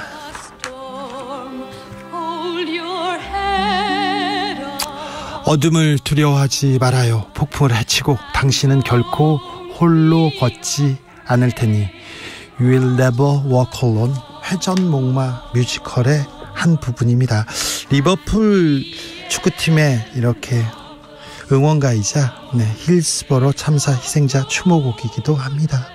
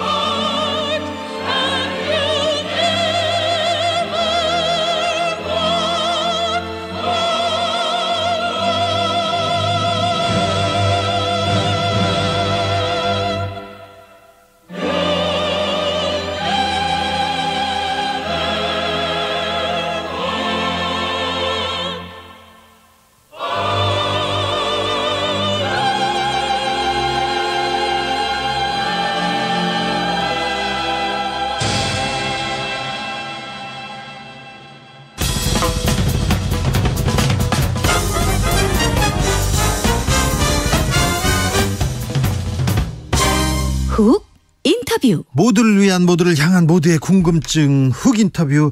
이재명 민주당 대표에 대한 검찰 수사 본격화되고 있습니다. 민주당은 대정부 투쟁 수위 높여가고 있는데요. 4일 대정부 규탄대회 예고했습니다. 국민보고대회라고 합니다. 오늘은 김건희 주가조작 진상규명 TF팀 출범시켰는데요. 더불어민주당의 고민, 그리고 앞으로 이 일을 어떻게 해결할 것인지 물어보겠습니다. 고민정 최고위원 모셨습니다. 안녕하세요. 네, 반갑습니다. 자, 민주당이 대정부 강경투쟁으로 방향을 바꾼 듯이 보입니다. 자, 구체적인 방안이 뭡니까? 강경투쟁으로 갑자기 선회한 것은 아니고요. 그렇습니까? 지금까지의 상황들이 이제 무르익은 겁니다. 네. 일단 이태원 참사 100일을 앞두고 있고 국정조사에서도 불법적인 내용들이 저희 눈에 이제 발각이 된 것이기 때문에 일례로는 이제 헌법에 들어가 있는 국민보호 의무를 이상민 장관이 어쨌든 지키지 못한 대목도 있고 또 하나는 법률상으로도 재난안전법을 또 위반한 부분도 있고 또 허위 증언을 한 것들도 있기 때문에 이것은 그냥 묵고하고 넘어갈 수 있는 일은 아닌 것 같다. 아무리 대통령하고 가까워도. 그래서 이상민 장관에 대한 탄핵은 저희가 국조를 통해서 얻어낸 결과물이다라고 생각하시면 되고요. 그리고 또 지금 이제 김건희 특검에 대한 이야기들이 많이 나오고 있는데 사실은 2월 10일 날 도이치모터스 권오수 회장의 1심 선고가 있습니다. 거기에 따라서 사실은 크게 출렁일 수 있어서 저희가 좀 주목하고도 있지만 더 이상 그냥 공소시효가 지나가기를 넉넉히 기다리고만 있을 수는 없다 하는 부분도 있습니다. 이태원 참사 그리고 주가 조작 사건 더 이상 손 놓고 있을 수 없다. 그래서 지금 이제 무르익었고 우리가 행동할 때다 이렇게 생각하시면 되는 거죠. 저 김건희 여사 특검 촉구를 위한 1인 시위하고 있습니까? 그리고 오늘은 밤샘 토론하겠다는 계획인데 윤석열 정부가 반응할까요?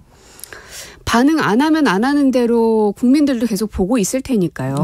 저희 야당이 짓밟히면 짓밟히는 대로 국민들도 보고 있을 테고요. 저는 국민들께서 단순하게 생각하지 않으시리라 보고 현명한 국민들이라는 걸 우리가 믿어야 된다고 생각합니다. 4일에는 서울시청 앞에서 대정부 규탄대회 열기로 했습니다. 인원을 할당해서 이렇게 사람 모이라는 게 지금 맞나 이렇게 박용진 의원은 좀 비판적인 목소리도 내는 건데 본격적인 장외투쟁이라고 봐야 되는 겁니까? 저는 거기에 동의하지는 않습니다. 본격적인 장외투쟁이 성립이 되려면 원내를 문 닫고 나가야 되는 게 맞고요. 그다음에 우리 옛날에 촛불 집회하는 것처럼 정기적으로 집회를 계속 여는 게 제가 이해하는 장외투쟁의 시작입니다. 보통 그렇죠? 하지만 이번에 저희가 하는 국민보고대회는 일단 일회성인 것이고요. 그리고 정기적으로 하거나 이런 것도 아직 계획에 없습니다. 원내에서 계속 활동을 하는 거는 저희는 끝까지 원내를 포기하지 않을 겁니다. 저희가 가지고 있는 의석수가 있기 때문에 임기가 다하는 마지막 그날까지도 원내에서 할 수 있는 모든 입법 사안들은 계속 밀고 나갈 생각입니다. 그런데 이재명 대표에 대한 수사가 계속되자 이제 본격화되자 김건희 카드를 꺼낸 거 아니냐. 대통령실에서도 이거 최소한의 사실관계 확인도 없이 대통령 배우자라고 계속 가짜뉴스 유포한다 이렇게 얘기하던데요.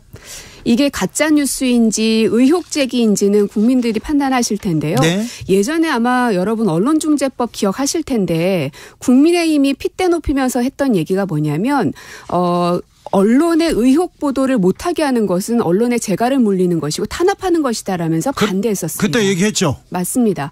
그럼 지금 똑같이 적용을 하면 김건희라는 분은 그냥 일반 여성이 아니시죠. 일반 여성이었으면 사실은 검찰에서 알아서 소환조사 미리 했을 테지만 지금은 대한민국의 영부인의 자리에 가 있기 때문에 더더욱 의혹이 조금이라도 생기는 부분에 대해서는 명명백백하게 사실을 밝히지 않을 수가 없는 겁니다.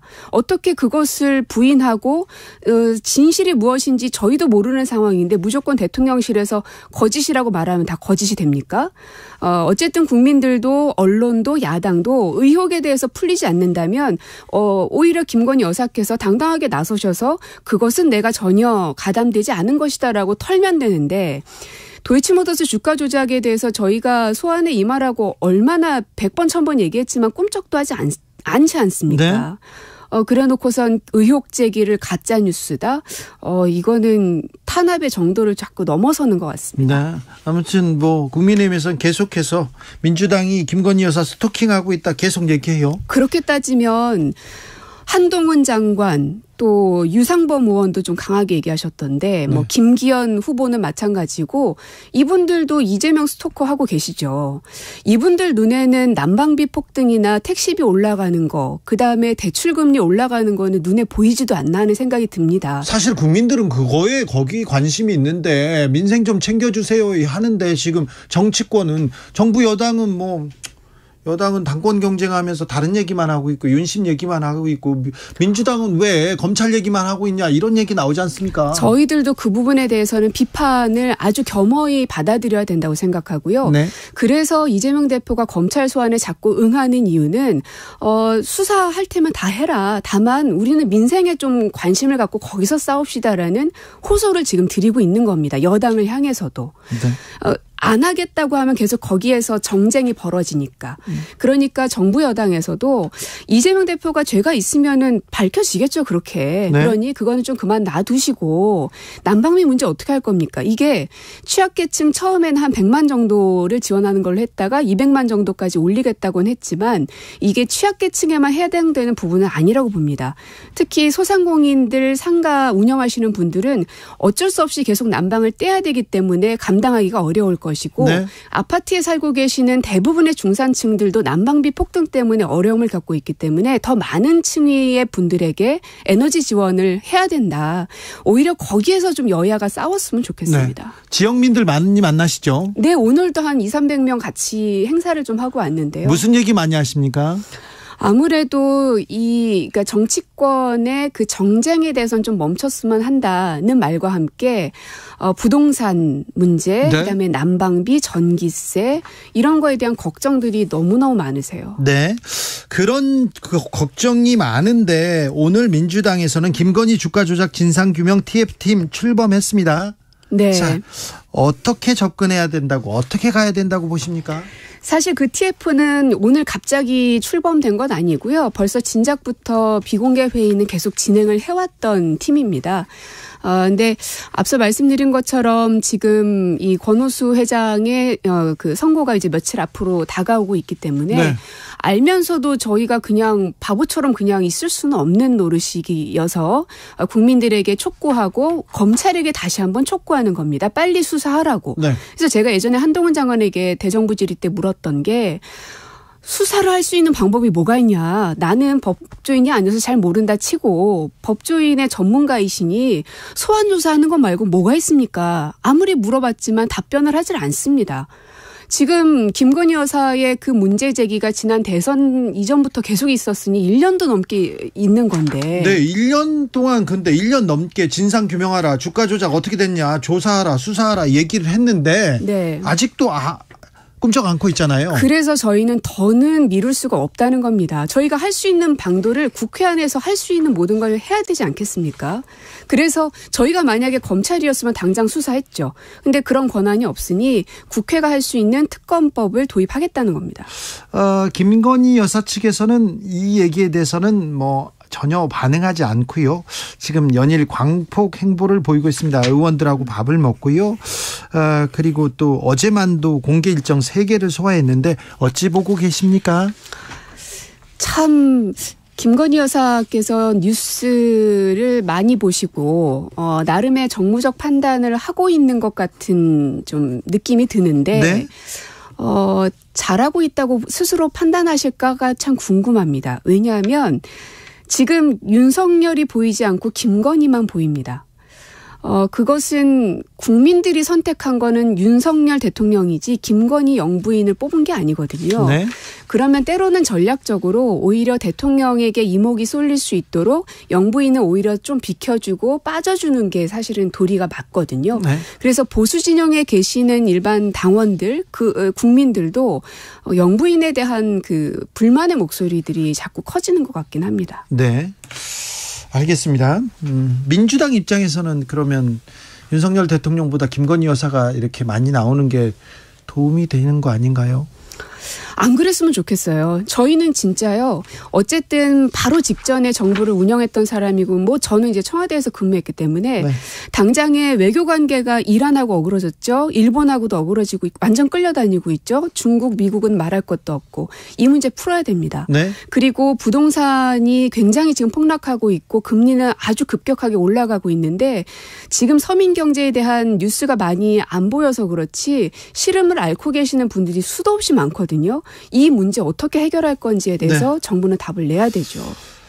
대선에서 패했기 때문에 대가 치르는 것이다. 뭐 검찰에서 오라면 또 가겠다. 이렇게 이재명 대표가 얘기했습니다. 그랬더니 대선에서 이겼으면 사건 뭉개려고 했냐? 이러면서 한동훈 법무부 장관이 발끈했습니다. 어찌 보셨습니까?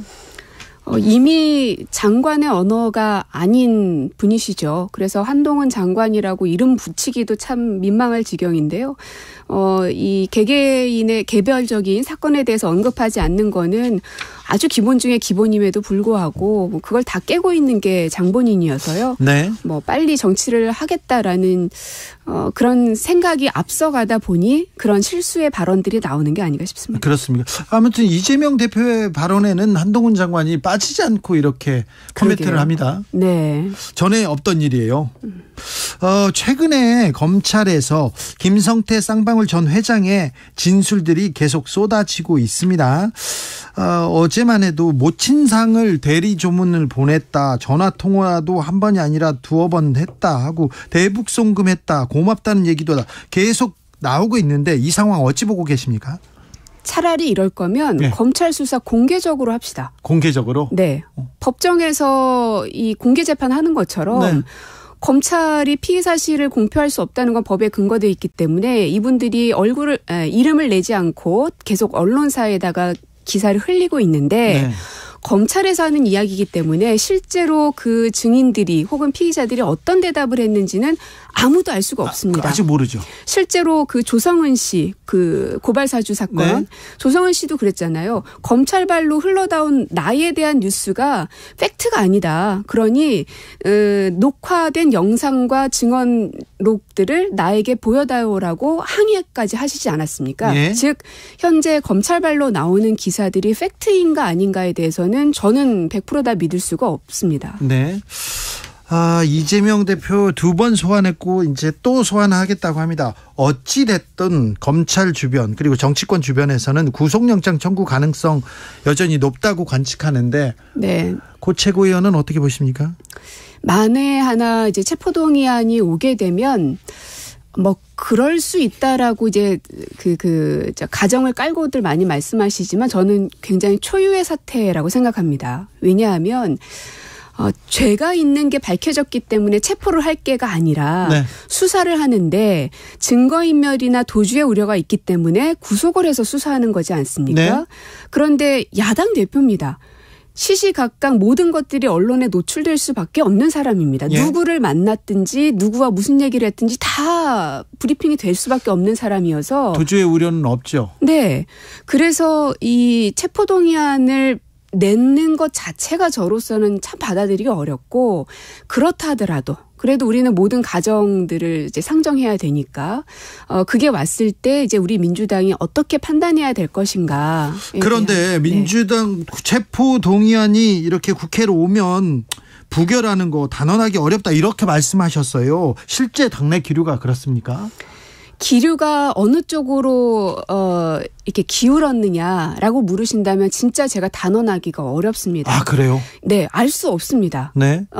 왜냐하면 당론으로 정하는 것도 아니기 때문에 그러나 다만 그러니까 의원들 한 명 한 명은 다음 총선을 생각할 겁니다. 네. 국민들이 어떤 당에게 표를 줄 것인가. 근데 거기에서 이재명 대표가 도움이 될 것인가 안 될 것인가 이런 판단들을 하겠죠. 그렇다면 저도 한번 가정을 해볼게요. 만에 하나 체포동의안이 가결된다. 그러면 이재명의 심판이 중요한 게 아니라 아마 민주당은 국민들의 심판을 받게 될 거라고 저는 확신합니다. 그렇죠. 네. 민주당 지지자들은 또 네. 당원들은 말할 것도 없고 제가 말하는 그 국민이란 강성 당원이라고 하는 그분들이 아닙니다. 강성이지 않은 그냥 보통의 당원들 혹은 중도에 있는 당원이 아닌 분들은 민주당의 그러한 모습을 보면서 결국 총선 때는 윤석열 정부를 견제할 수 있는 집단을 뽑게 될 텐데 그게 국민의힘이 될 수도 있고 민주당이 될 수도 있을 겁니다. 무조건 야당이라고 해서 견제한다고 생각하지 않을 거거든요. 예. 능력이 그만큼 되고 뭔가 하겠다고 마음먹으면 일사불란하게 쫙 밀고 가는 힘을 보여주는 집단에게 표를 줄 텐데 네. 만에 하나 지금 이 당의 대표를 우리 손으로 어딘가에 보내는 그런 결정을 하게 되면 국민들은 민주당에 있는 사람들은 결국 저렇게 배신하고 뭐 이런 집단이구나라고 판단할 것 같습니다. 그 얘기를 하면 뭐 부결될 것이다. 민주당에서는 똘똘 뭉쳐서 부결시킬 거다. 이렇게 또 읽히기도 합니다. 그렇게 가야 한다고 생각은 합니다. 네. 하지만 현재 상황이 무조건 다 부결로 갈 거니까 걱정하지 않아도 된다라고 안일하게 봐서는 안 된다는 겁니다. 알겠습니다. 이상민 의원은 이재명 대표가 기소될 경우 당헌 80조 적용해야 된다. 당대표 내려놔야 된다. 이런 얘기도 합니다. 이런 얘기를 하는 분들도 좀 있습니까? 뭐 지금 언론에 나오는 딱 그만큼인데요. 한 두세 사람 그렇게 얘기합니까? 그러신 것 같습니다. 더 얼만큼 계신지는 제가 취재는 안 해봤으니까요. 네. 근데 이제 당원에 의하면 당무위에서 또 그 최종 결정을 할 수 있게 돼 있기 때문에 네. 이것도 뭐 예단하기는 어렵습니다. 그렇게 그래요? 단언할 수는 없죠. 네. 쉽지 않겠네요. 네. 그 의원님 나오면 이거 여쭤보고 싶었어요. 대통령실, 그러니까 청와대 대변인 지내셨잖아요. 네. 부대변인도 하고 대변인도 했습니다. 그런데 지금 용산 대통령실에 대변인도 없고 부대변인도 없습니다. 이거 어떻게 해야 됩니까? 그러면 대통령실하고 언론하고는 어떻게 소통하는 겁니까? 국민하고는요? 윤석열 대통령이 시스템을 다 붕괴하고 있는 아주 단면을 보고 있는 건데요. 시스템을 붕괴한다? 네. 대변인이라는 존재는 그 사람을 떠나서 그 어떤 시스템을 통해서 국민들을 다 만나실 수가 없으니까 대통령이. 언론을 통해서 만나야 되는데 또 언론사도 워낙 많다 보니까 대변인단을 통해서 브리핑을 하고 또 질문을 받아오고 이런 역할을 하는 건데요. 네. 이 시스템이 여당, 야당 그리고 역대 모든 대통령실에서 다 갖고 있는 것은 그만큼 국민과의 소통이 중요하기 때문에 시스템을 어느 정부도 무너뜨리지 않았던 겁니다. 예. 그런데 윤석열 대통령은 그 시스템을 붕괴하고 있는 것이고요. 역사에서도 보면 폭군들도 처음부터 폭군이지 않았습니다. 처음에는 시스템에 의해서 잘했는데 자꾸 비판하는 사람들이 많아지니까 그 말이 자꾸 듣기 불편하고 그러다 보니 시스템을 무너뜨리고 본인이 직접 하기 시작하면서 폭군이 되는 거거든요. 네. 저는 윤석열 대통령이 그 전철을 밟는 건 아니었으면 좋겠습니다. 알겠습니다. 네. 아직 폭군은 아니죠. 아니길 바랍니다. 아니길 바란다. 빨리 대변인 뽑으십시오. 예. 과방위원이시니까 이것도 물어볼게요. 대통령실에서 방통위를 직접 감찰하고 있지 않습니까? 어떻게 보십니까? 결국은 한상혁 위원장을 쫓아내기 위한 할 수 있는 모든 방법을 다 동원하고 있는 건데요. 네. 방통위에 대한 감사원 감사는 말할 것도 없고요. 네. 그리고 이제 관련된 사람들을 다 이제 조사하고 수사하고 겁박을 하고 그리고 이제 과방위 안에서도 한상혁 위원장만 나왔다면 이제 박성중 의원이나 권성동 의원이나 굉장히 험한 말을 인격 모독적인 인격을 폄훼하는 발언들을 서슴없이 하시거든요. 네. 그래서 자괴감이 들게끔. 예. 그 의도가 너무 빤히 보이기 때문에 지금 대통령실이 그렇게 하는 건 해도 방통위가 꼼짝을 안 하니 우리가 나서야 되겠다 이런 것 같은데 꼭 그게 다 성공하리라고 착각하시는 것 같습니다. 저희 민주당 과방위원들은 절대로 그 시스템 무너지게 하지 않을 겁니다. 네. 지난 총선에서 광진에서 오세훈 시장을 꺾었어요. 네. 그렇죠. 근데 이번 총선에서는 한동훈 장관 자신 있으면 우리 지역구로 와라 이렇게 총선 맞대결 하자 이런 얘기 하시던데. 그거는 제가 먼저 얘기한 건 아니고요. 아, 그래요? 예, 진행자께서 네. 만약에 한동훈 장관이 광진을에 온다고 하면 네? 어떻게 할 거냐라고 물으시길래 네. 오면 환영이지요. 그렇게 얘기했군요. 라고 한 겁니다. 네. 예. 한동훈 장관이 총선에 나올 것 같지요? 정치는 무조건 한다고 봅니다. 정치는 한다. 네. 아무튼 맞대결도 자신이 있다 이렇게. 어떤 사람이 오든 저희 광진 을 지역에 있는 주민들과 힘을 합친다면 못 이겨낼 사람이 없을 거라는 생각이 들고, 다만 이제 한동훈 장관께서 소위 말하는 강남 3구 서초 뭐 이런데 네. 그런 곳으로 가시지는 않을 거라고 생각합니다. 아, 그렇습니까? 예, 쉬운 데는 안 가시겠죠. 저 경쟁자였던 오세훈 시장은 광진을에서 고민정한테 패배하고 지금 서울시장이 됐습니다. 서울시는 잘 이끌고 있는 것 같아 보입니까? 저는 거기 동의가 되지 않습니다. 왜냐하면 TBS에 대한 판단도 그렇고요. 네. 별로 글쎄요. 저는 오세훈 시장님이 되게 합리적으로 이끌 거라고 생각을 했는데 최근 발언들이 되게 강해졌어요. 예. 전장현을 향한 발언도 좀 네. 그렇고요. 사회적 약자가 아니다. 예. 그래서 윤석열 대통령 윤심을 얻기 위한 경쟁이 시장도 흔드는구나. 네. 그래서 조금 안타깝기는 합니다. 네. 예. 여기까지 들을까요? 네. 더불어민주당 고민정 최고위원과 말씀 나눴습니다. 네, 고맙습니다. 정치 피로, 사건 사고로 인한 피로, 고달픈 일상에서 오는 피로. 오늘 시사하셨습니까? 경험해보세요. 들은 날과 안 들은 날의 차이. 여러분의 피로를 날려줄 저녁 한 끼 시사 추진우 라이브.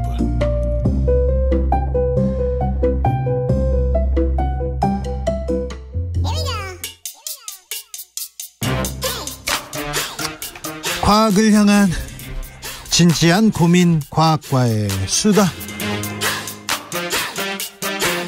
주진우 라이브 과학 선생님 모셨습니다. 과학 커뮤니케이터 이선호 엑소쌤, 어서 오십시오. 네, 반갑습니다. 곽커 엑소입니다. 오늘은 어떤 수업 준비하셨습니까? 주진우 기자님도 그렇고 뭐 저도 그렇고 많은 국민분들이 요즘 상황들 보면 스트레스가 이만저만이 아니지 않습니까? 그렇죠. 스트레스 많이 받죠. 네, 그래서 저는 머리가 막 하얗게. 네, 또 이렇게 하얀 머리가 한두 개씩 보이시는데. 한두 개가 아니라 저는 다 머리가 하얘요. 그래서 염색을 한 거예요. 하신 거구나. 그랬더니 또 왜 염색을 해가지고 또 염색 스트레스를 받는지 네. 또 스트레스에 또 빠졌습니다. 최근에도 또 많은 스트레스 받으셨는지 또 뿌리부터 또 하얀 지금 머리가 다 그런데요. 네. 의사 선생님도 그렇고 전문가들이 네. 스트레스가 만병의 근원이에요. 스트레스 받지 마세요. 그러는데 아니 스트레스를 받지 말라고 해서 안 받습니까? 그렇죠. 받을 수밖에 없죠. 그렇죠. 네. 그래서 오늘은 제가 이 스트레스를 받을 수밖에 없는 상황에서 어떻게 안 받아. 네. 하지만 이거를 받음에도 불구하고 오히려 더 건강해질 수 있는 과학을 가지고 왔거든요. 아이고, 네. 이거 건강으로 가는 가장 중요한 길인데요. 네. 그래서 피할 수 없다면 즐겨라는 말이 있는 것처럼 네. 일단은 왜 스트레스가 만병의 근원일까? 우리가 스트레스를 받으면 뭐 뼈가 부러지는 것도 아니고. 그런데 왜 스트레스 받는 걸로 막 병이 생기고 막 뭐 골병이 생기고 이러냐? 그렇죠. 사실 우리가 스트레스를 받으면 교감신경이라는 게 활성화되는데 쉽게 생각해서 스트레스 받으면 이제 심박수가 올라가고 근육으로 막 혈액이 많이 공급되고 그래서 막 순간적으로 강한 힘을 낼 수 있는 몸으로 바뀌거든요. 스트레스를 받을 때마다. 그래요? 네. 이런 반응을 쉽게 말하면 이제 싸움 도망 반응이라 그러는데 한마디로 이제 스트레스 받는 상황을 이제 회피하기 위해 도망을 가기 위해 몸이 준비를 하거나 예. 또는 그 상황을 극복하기 위해 이제 싸우기 위해 몸이 준비를 하는 거라서 네. 스트레스를 받을 때 싸움 도망 반응이라고 해요. 예, 이해됐어요. 여기까지는요. 네, 그런데 보통 우리 조상들은 너무 연약한 몸을 가지고 있다 보니까 뭐 사자든 호랑이든 언제 우리를 덮칠지 몰라서 갑자기 스트레스를 받는 상황이면 순간적으로 엄청난 에너지를 폭발적으로 써서 주로 도망치게끔 진화가 되었어요. 네. 아무튼 이렇게 스트레스를 받으면 우리 몸에서 이제 코티솔이라는 스트레스 호르몬이 나오는데 이게 혈압을 높여주고 결국 혈압이 높아지면 혈관벽에 무리를 져서 심혈관 질환으로 이어지기도 하고 그리고 막 호흡이 가빠지면은 또 우리 몸에 피로를 유발하는 젖산이 쌓이거든요. 네. 그런 것 때문에 우리가 스트레스를 많이 받으면 금방 지치고 집에 가고 싶고 막 자고 싶은 거예요. 스트레스 받으면 또 여러 면역력도 떨어지고 네네, 대상포진 왔다 이런 얘기도 하고요. 아프다 감기도 걸린다 이렇게 얘기하는데 네. 근데요 싸움 준비라 가끔 이렇게 긴장된 상태에서 그런 그 상황에 맞닥뜨리면 힘이 나기도 하거든요. 아, 맞아요. 누가 때려도 안 아파요, 그때는. 맞습니다. 그런데 그러면 스트레스가 무조건 나쁘지는 않을 수도 있다, 이런 생각이 갑자기 들어요. 그렇죠. 가끔 주진우 기자님께서도 이 스트레스를 받을 때 오히려 힘이 나거나 뭔가 용기가 생길 때가 있다고 말씀하셨는데 사실 이 우리 몸에서 분비되는 건데 우리 몸을 망치기 위해서 우리가 스스로 이런 스트레스를 유발하는 호르몬을 만드는 건 아니라는 거거든요. 그러니까 뭘 보호하기 위해서 지금 뭐가 나왔을 텐데 그런 생각도 해봐요. 맞아요. 사실 이 스트레스가 오히려 건강에 도움이 된다는 결과들도 많은데 우리가 사실 큰 결심을 하거나 또는 용기를 내거나 또는 이제 설레는 상대를 만났을 때도 이 스트레스를 받았을 때랑 비슷한 호르몬들이 나온다는 거죠. 아, 그래요? 네. 그렇다고 우리가 용기를 낼 때나 설렐 때 몸이 나빠진다고 하진 않잖아요. 아니죠. 그래서 최근에는 이런 재밌는 연구 결과들이 있는데 그래서 이제 스트레스로 인해 나오는 호르몬 그 자체보다는 스트레스를 받는 상황에서 우리가 어떤 마음을 먹냐에 따라서 건강이 좌우된다라는 거예요. 그래요? 마음먹기에 달려 있습니까? 마음먹기에 달려 있다라는 건데 아까 제가 스트레스를 받으면 우리 몸에서 나오는 반응이 싸움 또는 도망 반응이라고 했잖아요. 그런데 대부분은 도망을 선택한다라는 거예요. 스트레스가 몸에 나쁘다라고 생각하니까 회피하고 도망가고 숨으려 그러고 도망 말고 스트레스에 전면적으로 대응하는 싸움 반응으로 우리가 마인드를 장착하면 이런 걸 이제 유스트레스라 그러는데 오히려 스트레스가 우리 몸 그리고 우리 마인드를 더 건강하게 해줄 수 있다는 연구 결과들이 쏟아져 나오고 반대로 스트레스는 우리 몸에 너무 안 좋아라는 잘못된 인식이 오히려 우리 몸을 더 안 좋게 악화시킨다는 거죠. 우크라님께서 욕심을 버리면 스트레스가 사라집니다. 이게 맞습니까? 사실 욕심을 버리는 게 이게 가능합니까? 무소유가 참 되기가 어렵죠. 그래서 욕심을 가진 분들이 대부분들이라서 작은 욕심부터 큰 욕심까지. 그래서 스트레스는 받을 수밖에 없지만 많은 연구 결과들을 보니까 이 스트레스 자체라기보다는 그걸 우리가 어떻게 생각하냐에 따라서 오히려 더 건강해질 수 있다라는 결과들이 많습니다. 클라라님께서 엑소 선생님 보니까 스트레스가 줄어들어요. 좀 자주 나와주세요. 이렇게 얘기하는데 그렇겠죠. 자기가 좋아하는 사람들 보면 0328님께서 역도 선수들 경기 직전에 막 어떤 그 액체 이렇게 냄새 맡고 갑니다. 네, 맞아요. 강한 암모니아 냄새 맡는 거라는데 이것도 조금 스트레스에 도움이 됩니까? 그렇죠. 어떻게 보면 이런 걸 맡음으로써 교감신경을 활성화시켜줘서 심박수를 늘리고 그래서 순간적으로 폭발적인 에너지를 쓸 수 있게 해주는 건데 중요한 거는 진짜로 연구 결과 중에서 미국에서 3만 명이나 되는 인구를 8년간 추적해봤거든요. 해봤더니 그랬더니 실제로 8년 동안 스트레스를 많이 받았다고 생각했던 사람은 스트레스를 받지 않았다고 말한 사람들에 비해 사망률이 43%나 높았는데 이거 유의미한 결과네요. 중요한 거는 이 스트레스를 많이 받았다고 사망률이 올라간 사람들은 추가 설문을 하나 더한 사람들이었어요. 바로 이 스트레스가 몸에 나쁘다라는 인식을 가진 사람들이었던 거예요. 그래요? 스트레스라는 게 있어. 그냥 그런 애가 있어 이렇게 생각하면 그나마 덜 영향을 받는데 스트레스가 몸에 나쁜데 스트레스 나 너무 많이 받아. 아이고 너무 많이 받아. 그러면은 이게 건강에 악영향이에요. 맞아요. 사망률이 43% 올라갔고 그러면은 주 기자님께서는 스트레스를 받는데 오히려 나는 이 스트레스가 긍정적이야라고 생각한 집단도 있을 거 아니에요. 그분들은 사망률이 어땠을 것 같아요? 어때요? 그분들은 오히려 스트레스를 받지 않았다라고 생각하는 사람들보다 사망률이 낮았다 그래요. 그러니까 결국 우리가 스트레스를 받는 상황에서 오히려 긍정적으로 생각을 했을 때 사망률이 올라가기는커녕 스트레스를 받는 상황에도 불구하고 사망률이 오히려 안 받는 사람보다 더 내려갈 수 있다는 거죠. 그래서 이게 참 마인드 세팅이 중요하다. 마음이 중요하네요. 맞습니다. 2081님께서 원효대사님 해골물 떠오릅니다. 얘기합니다. 정확합니다. 그런데요. 모든 일을 다쳤는데 이만하면 다행이다 이런 사람이 있고 나만 이렇게 다쳐 이렇게 나만 사고가 오는 거야 불행은 왜 나만 쫓아다니 이럴 때가 있어요. 그리고 그런 시기도 있고 다 마음이 이렇게 결정한다. 생각이 중요하다. 다 좋아요. 그런데 생각해보자고요. 노동과 운동의 차이. 자, 똑같이 힘을 쓰는 거예요. 그렇죠. 그런데 노동은 힘들어요. 골병도 들고. 그렇죠. 운동도 힘들지만 이건 건강해. 이건 또 나를 건강하게 만들어줘. 오히려 건강해지죠. 건강해지잖아요. 똑같은 힘 쓰는 일 아닙니까? 그렇죠. 그 운동하면서도 같이 돈 내고 욕 먹고 그렇죠. 혼나고 그렇잖아요. 네. 이것도 인식의 차이인가요? 이거 굉장히 퀄리티가 높은 질문이신데 이것도 같은 스트레스 받는 상황에서 운동은 자기가 몸에 좋다라고 긍정적으로 생각해서 건강해지는 거고요. 예. 노동은 내가 이게 몸에 안 좋다라고 안 좋은 스트레스라고 생각을 해서 골병이 된다는 결과가 나왔어요. 왜 그러냐면 진짜요? 네. 여러분도 그래서 집에 설거지하거나 방 닦을 때 마인드를 조금만 다르게 하시면 이게 운동 효과를 낼 수 있거든요. 네. 이거 PT다. 네. 그래서 이게 뭐냐면 제가 아까 말씀드렸잖아요. 스트레스를 받을 때는 도망 또는 싸움 반응이라고. 예. 노동을 할 때는 도망 반응을 주로 한대요. 예. 운동을 할 때는 싸움 반응을 주로 한대요, 사람들이. 예. 그래서 보통 회피 반응을 하면은 그게 무슨 말이냐면 최대한 내가 무의식적으로 몸을 편하게 쓰려고 자세를 고쳐 잡아요. 예. 무언가 일을 할 때 우리 몸이 편하다. 이게 무슨 뜻이냐면 근육은 최대한 덜 쓰고 그 하중을 최대한 뼈랑 인대에 전가하는 행위거든요. 그래요? 우리가 그래서 자세를 삐딱하면 편해지는 것도 네. 근육한테 에너지를 덜 쓰게 하고 그 힘을 다 뼈에게 전가해서 척추가 휘고 디스크가 오는 거예요. 예. 아무튼 노동과 운동은 한 끗 차이라는 게 결국 노동하는 분들도 이게 하기 싫은 일이다 노동이다가 아니라 운동이다라고 생각하면은 편한 자세를 하려고 하는 게 아니고 오히려 근육을 많이 써서 이제 근육량이 늘어나고 건강해질 수 있다. 그래요? 네. 관련 조사도 있습니까? 관련 연구도 있습니다. 예. 스탠퍼드 연구진이 네. 정말 운동량이 많은 그 호텔의 청소부들 있잖아요. 그분들 일 많이 하죠. 매트리스 갈아 끼고 단시간에 막 네. 쓰레기 비우고 운동량을 계산해봤더니 실제로 테니스 선수 있잖아요. 네. 웨이트 트레이닝 하는 분이나 테니스 선수랑 칼로리 소모량이 맞먹는 정도라 그랬어요. 그러면 근육도 생기고 막 그분들 건강하고 그래야 되는데. 건강검진을 해봤더니 테니스 선수나 웨이트 트레이닝 하는 선수랑 비슷한 것도 아니고 오히려 굉장히 골다공증이라든가 디스크라든가 그냥 골병이 드는 거예요. 예.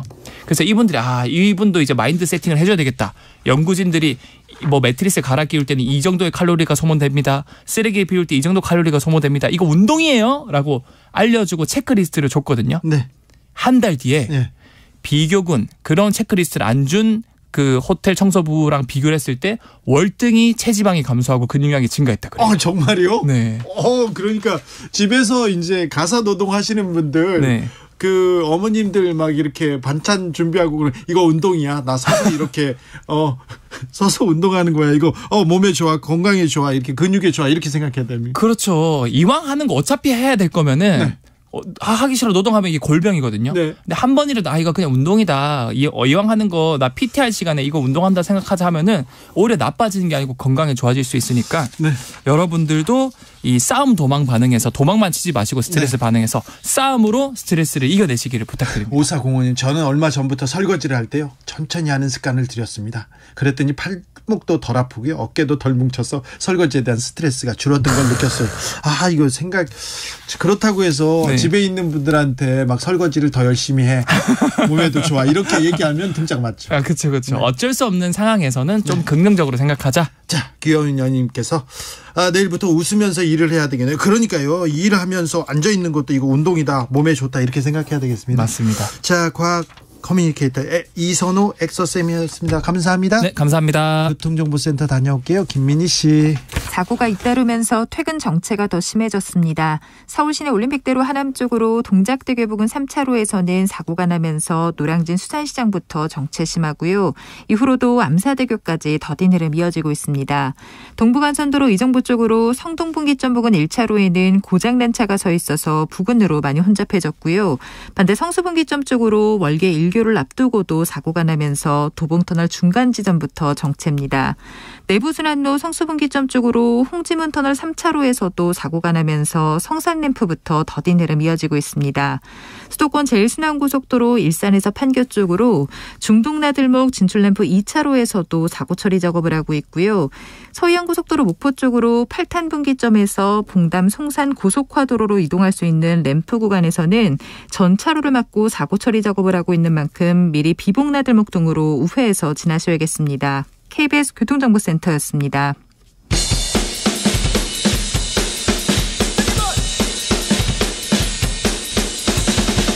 틱탁 틱탁 틱탁 현란한 입담의 환상 드리블 오늘 이 뉴스를 주목하라 이슈 티키타카 머리끝부터 발끝까지 핫이슈 더 뜨겁게 이야기 나눠보겠습니다. 청코너 최진봉 성공회대 교수. 네, 안녕하십니까, 최진봉입니다. 홍코너 김병민 국민의힘 비대위원. 네, 반갑습니다. 친윤 김병민 비대위원 최고위원 출마 선언을 했습니다. 아직 선언은 하지 않았고요. 내일 하죠, 내일. 내일 저 소통관에서 네, 국민들께 최고위원 출마를 좀 알리려고 합니다. 왜 당대표가 아닙니까? 그러니까요. 기타금이 조금 비싸더라고요. 아, 그래요? 근데 네. 친윤 김병민까지 나오고 그러면 지금 네. 윤핵관들이 친윤 이렇게 다 줄 세우게 하는 거 아닙니까? 전 친윤이라는 표현을 이제 좀 그만 썼으면 좋겠는데요. 아니, 우리 윤석열 정부를 탄생시키고 정부는 그러니까 집권 당이라는 게 뭡니까? 결국 정권을 창출해서 뜻과 이해관계를 같이 하는 사람들이 그 뜻을 구현하는 건데 네. 윤석열 대통령을 탄생시킨 여당이 됐으니 윤석열 대통령과 함께 그 국정 운영을 함께 펴나가는 동지적 관계를 가진 사람들이 국민의힘이거든요. 그런데 친윤만이 살 길이다. 친윤 얘기를 네. 당권 주자들이 다 하잖아요. 꼭 그렇게 보기는 어렵고요. 집권 초반부에 윤석열 대통령에게 힘을 싣고 또 거기에 대한 평가를 가지고 내년도 총선을 치르게 되는 상황이니만큼 윤석열 정부의 성공을 어떻게든 견인해서 총선에 함께 힘을 합치자는 건 집권당으로 해야 되는 가장 기본적인 주장이라고 생각합니다. 그러니까 그건 맞는데 뭐 그걸 해야 되는데 예를 들면 김병민 의원 최고위원 이제 나가면 그런 거 좀 얘기 안 했으면 좋겠어요. 친윤 이런 거. 그냥 그렇죠. 안 할 겁니다. 국민을 위해서 그리고 국가를 위해서 일하겠다. 네. 그렇게 얘기하는 게 좋다고 생각해요. 무릎 꿇고 그런 거 하지 말고요. 그러니까. 양말 보이고. 네. 그렇지. 그러니까 왜냐면 너무 그 윤석열 대통령과 기대서 뭔가 하려고 하는 모습이 별로 좋지 않아요. 저는 그렇게 보고 정말 최고위원이면 이건 정말 정치적 이해관계를 떠나서 정말 국회를 위해서 또 국민을 위해서 뭘 할 수 있냐 하는 부분들을 좀 적극적으로 얘기했습니다. 왜냐면 워낙 그런 게 너무 많으니까 김병민 위원은 최소한 발표할 때는 그런 내용보다는 정말 최고위원이 돼서 국회를 어떻게 또는 뭐 민생을 어떻게 챙길지 하는 부분에 대한 그런 포부들을 한번 바뀌었으면 좋겠다 이런 생각이 듭니다. 네, 그렇죠. 예, 조언 진심으로 감사드립니다. 네. 국민의힘 당권 경쟁에서 지금 대표 나선 사람들, 최고위원 나선 사람들 이런 목소리 없었어요. 네. 내일이랑 모레 이제 후보 등록이 시작되는데요. 네. 여기에 공약도 내고 이제 캠페인에 대한 슬로건들도 나오기 시작할 텐데 지금까지는 이제 예열하는 예비 선거 과정이어서 그런 것 같고 내일부터 후보 등록이 시작되고 나면 좀 분위기가 바뀌지 않을까. 그리고 그렇게 좀 분위기를 바꾸는데 저도 좀 역할을 하려고 합니다. 알겠습니다. 윤 대통령 뭐라고 하던가요? 출마한다고 할 때. 따로 말씀 안 드렸는데요. 김건희 여사가 뭐라고 했고 전혀 말씀 안 드렸습니다. 안 했습니다. 아니 출마는 본인의 의사에 따라서 네. 추진하고 또 거기에 대해서 포부를 밝히는 거기 때문에 제가 따로 대통령님께 얘기하지 않았습니다. 알겠습니다. 이준석 전 대표는 뭐라고 하던가요? 이준석 전 대표는 지난주 결혼식에 잠깐 만났는데 뭐 웃으면서 인사하고 왔습니다. 네. 인사를 합니까? 아니 그럼요. 다 모두 같은 당원들이고요. 예. 인사도 안 하는 줄 알았어요. 그런데 이준석 전 대표가 이제 책을 내고 이렇게 맞아요. 막 하겠다. 전국 순회하겠다. 이거 뭐 당권 경선 기간하고 이 공교롭게 겹칩니다. 보니까 저도 오기 전에 이제 뉴스를 봤는데요. KBS 오기 전에 이 길거리에서 천하람 변호사를 만났어요. 웃으면서 악수 쫙 하고 왔는데 기사 보니까 당대표 출마한다는데요. 천하람 변호사가? 그러니까 천하람 변호사. 그러니까 이준석 대표와 가까운 김용태 전 최고위원, 허은하 의원, 그리고 청년 최고위원은 또 그쪽과 가까운 이기인 경기도의원 뭐 이렇게 나오는 것 같아서 본인이 출마하지는 않더라도 아마 그렇죠. 간접적으로 영향을 자, 그러면 이준석 전 대표는 천하람 김용태를 지원하겠죠? 그런 것 같은데요. 그렇죠. 그러면요. 나경원 전 의원은 누구를 지원할까요? 나경원 전 의원은 선당 후사를 생각하고 고민하는 분이라 우리 당이 잘 되기를 응원하고 있을 거라 봅니다. 이기는 사람을 지원할 거다 이런 얘기는 많이 나오는데 선당 후사요? 예, 선당 후사. 본인이 불출마를 선언했을 때 당을 오랫동안 지켜온 사람으로서 엄마 얘기하고 선당 후사 얘기하지 않았습니까? 가짜 엄마라고 다 했잖아요. 그러니까요. 네네. 누구를 지지합니까? 할까요? 뭐 제가 볼 때는 특별히 얘기 안 할 것 같아요. 안 할 거라. 네. 할 것 같은데. 할 것 같아요. 근데 저는 그러니까 하면 만약에 저는 안 할 거라고 보지만 하면 대통령을 지지할 겁니다. 저는 이렇게 보고요. 뭐 지금 그러니까 나경원 전 의원 같은 경우에는 아까 지금 말씀하셨는데 기본적으로 누가 그런 얘기, 제가 한 얘기 아닙니다. 이거 가진 게 너무 많아서 그렇다 이런 얘기를 누가 하셨더라고요. 그 의미를 제가 이제 되새기면서 생각을 해보면 기본적으로 사실은 현 정부와 그 각을 세우는 행동을 안 할 거라고 저는 봅니다. 네. 기본적으로. 그래서 아마 윤석열 대통령이 심기를 건드리거나 윤핵관들과 척을 지는 그런 모습을 보이지 않을 것 같고요. 네. 그렇다고 하면 만약 의사를 표명한다고 하면 김기현 의원을 지지하는 쪽으로 의사를 표명할 가능성이 높다고 봅니다. 저는. 그렇죠. 오세훈 서울시장은 그 지하철 무임승차는 노령층 이거 네. 이 문제 뭐 바꾸겠다 이런 입장을 내고 있는 것 같습니다. 어찌 보셨습니까? 중앙정부에 손실보전 좀 해달라는 얘기를 하고 있는 거죠. 그러니까 이게 오세훈 서울시장만의 얘기가 아니라 옛날 박원순 전 서울시장 때부터도 마찬가지고 꽤 오랫동안 된 이슈거든요. 1980년이니까 제가 태어나기도 전에 사실 이게 시작이 된 거죠. 네. 그때만 하더라도 노인 인구가 4% 정도밖에 되지 않았는데 그 노인 인구가 이제 30년이 되면 24.5%까지 늘어난다는 것 아닙니까? 네. 그러니까 여기에 대한 부분들을 서울시, 그러니까 지자체가 다 떠안을 수 없는 손실보전분이 있으니 이걸 좀 어떻게 중앙정부가 조율하는 과정이 있는 것 같고 네. 또 요금 인상을 그대로 하게 되면 시민들이 겪고 있는 부담감 이런 게 있어서 올 한해 참 진짜 어렵고 해결해야 되는 무거운 숙제라고 봅니다. 네. 네. 그래서 남진 씨하고 사진 찍었어요. 김용경 사진은 이제 김기현 후보가 사진을 찍었는데요. 네. 그렇죠. 사진을 찍었고 SNS에 글을 또 올렸고 네. 여기에 대한 나름대로의 문제 제기들이 좀 있었고 네. 또 유감을 표명했습니다. 네. 근데 잘할 거라고 봅니다. 아니 잘할 거라고 보지만 그 전에 그 문제를 얘기해야 되죠. 그래서 뭘 잘해요? 사진을 던지고요? 네, 사건이 벌어졌고 유감을 표명했고 네. 또 유감 이런 표명했어요? 그럼요. 유감까지 표명. 아니 근데 유감까지는. 사실은 처음에 그 SNS 올릴 때 올린 글이 저는 문제라고 생각해요. 그렇죠. 사진은 찍을 수 있고 뭐 사진을 올리면서 꽃다발까지 뭐 준비했다는 표현도 들어갔죠. 본인을 지지하고 지원한다 이런 표현도 들어갔어요. 그거는 사실이 아닌 거잖아요. 네. 사실이 아닌 내용을 사실인 것처럼 올린 것은 대단히 잘못된 거고 그리고 나서 문제를 제기하니까 뭐라 그랬어요? 아니 잠깐 만났으니까 모른다고 할 수는 없겠죠. 아니 2, 3분 만나는 걸 아는 거라고 얘기하는 것은 아니 주진우 기자도 유명하시니까 예를 들면 사진 찍을 수 있잖아요. 옆에 네. 지나가다가 그분을 모든 사람이 아는 건 아니잖아요. 네네. 근데 그거를 아는 사람이라 이렇게 얘기하는 것은 지지 부적절하다고 봐요. 네, 아무튼 오해받을 소지가 있었다 유감이라고 얘기는 했는데 네. 그 이후에 또 다른 얘기가 나와서 조금 줄어들진 않고 있습니다. 안철수 의원 측에서 오늘이요 김미경 교수 그러니까 네. 부인이죠. 부인이 12월 18일에 국민의힘에 입당했다. 12월 18일은 윤석열 대통령의 생일이다 이렇게 얘기하던데 생일이 12월 18일이군요. 네.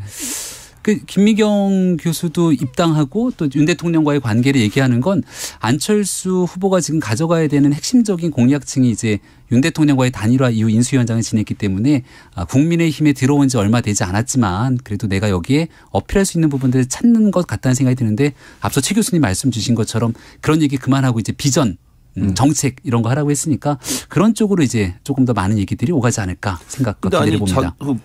그 김미경 교수가 직접 당에 입당을 했다면 네. 정치의 뜻이 있다고 볼 수 있는 거잖아요. 그렇게 그래요? 보이지 않습니까? 그거는 부인이 뭐 움직인다고 부인이 여러 네. 행사에 참여한다고 해서 직접 정치를 한다 이거는 저는 그런 생각도 있지 않았나 개인적인 생각은 있어요. 근데 그래요? 뭐 어쨌든 본인이 한 분이 들어오셔가지고 표 한 번 더 찍어준다고 해서 당선에 영향을 미칠 가능성보다는 네. 큰 뜻으로는 저는 뭐 장기적 관점에서 김미경 교수도 정치를 할 수 있는 상황이 되지 않을까 하는 생각도 개인적으로 드는데요. 그래요? 예. 제가 안철수 김미경 여사가 밥을 먹은 적이 있었는데요. 아 그렇습니까? 네. 굉장히 그 부인은 말을 아끼시고 네. 얘기를 하는데 안철수 의원께서 굉장히 중하게 잘 듣습니다. 부인 얘기. 거기까지만 얘기하겠습니다. 네. 민주당에서는 김건희 여사 주가 조작 의혹과 관련해서 특검 도입 필요하다 하면서 TF팀을 공식 출범했습니다. 그리고 4일입니다. 토요일에서는 대국민 보고대회도 엽니다. 민주당의 행보 어떻게 보십니까? 저는 당연히 해야 된다고 봐요. 왜냐하면 김건희 여사 관련해서는 지금 이재명 대표 관련 수사가 계속되고 있고 여러 가지 네. 얘기들이 나오고 있지 않습니까? 뭐 전방위적으로 뭐 성남 FC, 대장동 그리고 이제 쌍방울까지 계속 나와요. 지금 수사를 하고 있는 상황인데 대선 과정에서 이쪽 얘기만 나온 게 아니에요. 이재명 대표 관련해서 그런 의혹들이 있었다고 하면 반대편은 김건희 여사에 대해서는 주가 조작 관련된 논란이 있었고 그 주가 조작 관련된 논란과 최근의 재판과 연관해서 새로운 사실들도 나오고 있잖아요. 네. 이런 사실이 나오고 있음에도 불구하고 조사를 안 하고 있는 것은 형평성 문제에서 문제가 있다고 저는 봅니다. 그래서 검찰 이 부분에 대한 최소한 최근에 나온 새로운 내용에 대한 확인을 필요에 의해서라도 저는 조사를 해야 된다고 봐요. 그런 부분들이 지적 안 되고 있는 부분에서 문제를 제기할 수 있다고 저는 봐요. 야당 입장에서는. 네. 그리고 그게 뭐 이게 사실은 국회 내에서 해결할 문제도 있지만 외부에 나가서 국민들에게 직접 보고하는 형태를 갖는 것도 사실은 여론 조성에도 필요하다고 보여집니다. 네. 북한에 보낸 800만 달러 중 300만 달러. 북한 돈이 나오고 나서 이재명 대표가 검찰의 신작 소설 뭐 얘기를 했는데 네. 거기에 대한 뭐 사진들까지 다 줄줄이 지금 나오고 있는 상황 아닙니까? 문제가 심각하다고 판단했는지 민주당 이재명 대표를 향한 사법 리스크가 좀 번지고 커지게 되면 꼭 깔때기처럼 결국 김건희 여사를 끌어들이는 모습들이 계속 반복되거든요. 근데 여기에 대해서 장외투쟁도 하고 하겠다고 지금 얘기를 하고 있고요. 민주당이 단일 대우를 형성하는 모습을 보이려고 노력하고 있는데 결과적으로 민생을 챙기겠다고 말은 하지만 실질적인 민주당의 발을 보면 민생보다는 이재명 대표 지키기에 가 있는 게 아니냐. 그래서 조금 전 우리 나오기 전에 고민정 최고위원도 나왔더라고요. 네. 또 한 언론 보도를 보니까 만약에 검찰이 구속영장을 치면 여기에 대해서 단일 대우로 그냥 부결되지는 않을 것 같은 메시지를 내더라고요. 그래서 그런 모습들 때문에 더더군다나 수사를 받고 조사를 받는 이재명 대표 딱 그 시점에 맞춰서 다 같이 단일 대우를 결성할 수 있는 이벤트들을 자꾸 벌이려는 것 아니냐. 이런 의구심들이 짙어만 지죠. 그건 아니에요. 왜냐하면 쌍방울 문제 나오기 전에 이미 김건희 여사 특검에서 얘기를 계속 했었고요.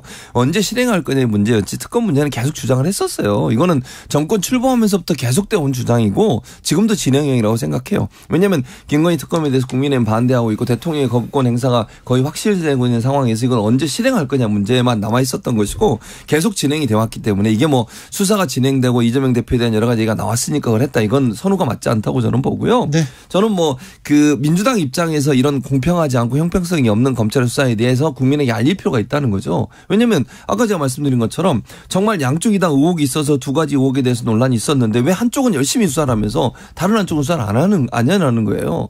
여기에서 국민들이 이 납득이 가겠냐는 거죠. 그걸로 알리기 위해서 국민들을 만나서 직접 얘기하고 그걸 보고하겠다고 하는 것 자체가 문제라고 저는 보지 않고 저는 장외 투쟁도 하지만 또 국회 내에서 필요한 부분들의 역할도 같이 하면서 하는 거니까 네. 이게 뭐 크게 문제라고 보지 않습니다. 그런데 쌍방울 김성태 전 회장이 입을 열기 시작했습니다. 굉장히 예민한 발언을 쏟아내기 시작했고요. 그리고 나는 일면식도 없다. 전화 뭐 말한 적도 없다. 이렇게 얘기하다가 전화 통화를 2번 했네. 조문도 대리로 보냈네. 얘기가 입을 열기 시작했어요. 이거는 좀 새로운 국면입니다. 그러니까 새로운 국면이죠. 근데 저는 이제 이렇게 생각해요. 네. 검찰에 들어가기 전과 후가 왜 이렇게 많이 밝힐까? 네. 유동규도 마찬가지거든요. 유동규 씨 같은 경우도 들어가기 전과 후가 다르죠. 그럴 수도 있고 예를 들면 지금 김병민 위원이 얘기했던 그런 케이스가 있을 수 있고 다른 한 케이스로는 소위 이제 바게닝이라고 얘기하는 플리 바게닝이라고 할 수 있는 예컨대 어떤 딜 같은 게 있을 수도 있다는 의혹도 있을 수 있다는 거죠. 이 두 가지 측면이 있다고 저는 봐요. 네. 어떤 건지 지금 확신할 수 없다고 저는 보고요. 그래서 그런 부분이 전혀 배제될 수 없는 상황에서 왜 검찰 수사관 구속돼서 수사를 받으면 사람의 말이 바뀔까? 그 부분도 논란이 될 수밖에 없다. 그러면 김성태 회장이 들어가기 전부터 이렇게 얘기를 했어야죠. 왜 얘기를 안 하고 있다가 이제 들어가서 그런 얘기를 하는지도 의문이 생기고 또 하나는 이런 구체적인 내용들이 어떻게 언론에 이렇게 실시간으로 보도되는지도 대단히 의문스러워요. 아니 이게 구체적으로 이런 말을 했다. 이런 문서가 있다. 이런 것까지 언론에 다 보도가 되고 있잖아요. 네. 피의사실 공표가 사실은 법으로 금지되어 있는 상태고 검찰이 최종적으로 수사 결과를 발표도 한 게 아니잖아요. 지금. 이런 상황에서 수사 내용이 이렇게 흘러나와도 되는 건지. 왜냐하면 이렇게 흘러나오게 되면 언론의 보도를 통해서 국민들은 선입견을 갖게 돼요. 그렇죠. 어떤 사실에 대해서. 네. 반대 의견이 제시되지 않은 상태에서 검찰의 수사 내용과 조사 내용만 밝혀지는 것은 대단히 부적절하다 이렇게 봅니다. 민주당에서 김건희 여사를 얘기하고 피의사실 공표를 얘기할 때가 되면 상황이 진짜 심각하구나. 할 말이 없을 때 그 두 가지를 꼭 꺼내서 얘기하는 경향들이 많아지는데요. 이게 꼭 검찰발 보도인 것인지 아니면 다른 어느 조사받는 상황을 통해서 나오게 된 것인지 확인되지 않는 상황이기 때문에 좀 지켜볼 필요가 있고요. 여기 중요한 것은 단순한 말이 아닌 객관적인 물증도 나오지 않습니까? 저는 제일 놀라웠던 게 2019년 1월 달에 찍었다는 그 사진. 북측 인사, 이화영 경기도 평화부지사, 김성태 전 회장, 그리고 안부수 아태협 회장. 안부수 씨 구속돼 있죠? 그리고 이화영 부지사 구속돼 있죠. 여기 김성태 씨랑 같이 북한 인사가 만날 수 있었던 연결고리 그 두 사람들이 있기 때문에 가능하고 여기에 대한 이화영 부지사 임명했던 사람은 이재명 대표고 이화영 부지사가 전화를 걸어서 김성태 씨를 이재명 대표에게 바꿔줬다는 건데 그걸 기억하지 못한다고 한다면 사실상 지금 현재 상황에서 이재명 대표가 하고 있는 말들을 어떻게 믿을 수 있겠는가. 이게 과연 내복 한 벌 사입은 인연밖에 없겠는가 하는 생각이 들기 때문에 그런 내용들을 좀 소상히 설명하고 국민께 납득할 수 있게 해주는 일들을 다 제끼고 지금 너무 모르쇠로 외면하는 게 아니라. 아니 국민 보고대에서 그 얘기 할 거예요. 납득하게 얘기할 거고요. 네. 이화영 부지사가 예를 들면 김성태 씨하고 친분이 있고 이런 부분은 있을 수 있다고 저는 봐요. 예, 있죠. 사회이사까지 했으니까. 예. 근데 그것이 이재명 대표 직접적인 연관이 있다 이렇게 얘기할 수는 없다는 거고요. 두 번째 아는 자리에서 김병민 의원도 그런 경우 많이 했을 거예요. 누군가 모임이 하다가 전화 와가지고 김병민 의원 팬인데 이분이 좀 전화 통화하고 싶다. 그래서 전화하는 경우 저도 그런 경우가 있으니까요. 저는 별로 유명하지도 않는데. 북한 인사랑 같이 그러니까 전화 북한 오는 인사하고 경우는 다른 경우 아니 북한 인사와 같이 있으면 전화했는지 없는지 그건 확인이 필요하다고 네. 저는 보고요. 그 전화를 언제 했는지 몇 번을 했는지는 지금의 언론의 보도만 나와 있는 상태니까 그게 언제 했는지를 지금 단정 지을 수 없다고 저는 보고요. 네. 그다음에 북한 관련해서 예를 들어서 공문을 보냈다. 예를 들면 방문할 수 있도록 기회를 달라. 그거는 정치인을 할 수 있다고 생각해요. 그거 자체가 문제라고 보지 않아요. 그게 네. 불법도 아니고요. 예. 그러니까 그거 가지고 문제를 삼을 게 아니고 구체적으로 불법적인 내용의 증거가 있는 상태에서 얘기해야 되는데 그게 없는 상태에서 말만 있어서 네. 이게 자꾸 잘못된 이미지를 만들어낼까 우려된다는 겁니다. 예. 대통령과 일치화된 대표는 김기현 후보입니까? 우리 전당대회 얘기로 다시 돌아왔군요. 뭐 전당대회는 이제 당원들의 선택을 받게 되는 건데 김기현 후보가 내고 있는 메시지를 쭉 보게 되면은 윤석열 정부의 성공을 조금 더 강하게 얘기하고 있는 것 같다는 생각이 듭니다. 장제원 윤핵관 중에 대표적인 장제원 의원이 이런 얘기하고 이철규 의원도 가세하는데 그러면 대통령과 일치화된 최고위원은 김병민입니까? 제가 아무리 아니라고 얘기를 해도 윤석열 대통령께서 이제 국민의힘에 입당하기 전부터 사실 지난 7월에 만나서 같이 정치를 함께 했고 대변인을 했고 정권 교체를 이뤄내는 길까지 함께 했기 때문에 윤석열 대통령과의 인연에 대해서 사실은 모르는 분들이 있을까라는 생각이 듭니다. 윤심에 호소하시네. 아니 객관적인 사실을 얘기하는 거고요. 안 한다고 해놓고. 하지만 내일 출마 선언할 때 제가 윤석열 대통령과의 이런 얘기보다는 혼연일체 그런 건 하지 마세요. 제가 국민의힘의 두 번의 비상대책위원을 지냈거든요. 네. 그러니까 당이 가장 어렵고 위기 상황에서 이런 일들을 극복해냈던 이런 경험으로 총선 승리 꼭 이끌겠다는 얘기를 하려고 합니다. 대구시장이 두 명 김기현 안철수 다 이거 유치하다 정신 좀 차려라 이렇게 얘기하더라고요. 총선 승리를 이끌 수 있는 비전과 그 히든 카드가 무엇인지를 이제 설명해야죠. 짧게 얘기하면 대통령이나 대통령의 잘못에 대해서 날카롭게 얘기할 수 있는 최고위원이 돼야 돼요. 그게 국민의힘의 최고위원이에요. 저는 그건 김병민 의원한테 꼭 말씀드리고 싶어요. 김병민 의원이 할 수 있을까요? 네. 그 얘기하면 큰일 나는 거 아닌가요? 주진우 라이브 여기서 인사드립니다. 김병민, 최진봉 감사합니다. 감사합니다. 저는 내일 오후 5시 5분에 돌아오겠습니다. 지금까지 주진우였습니다.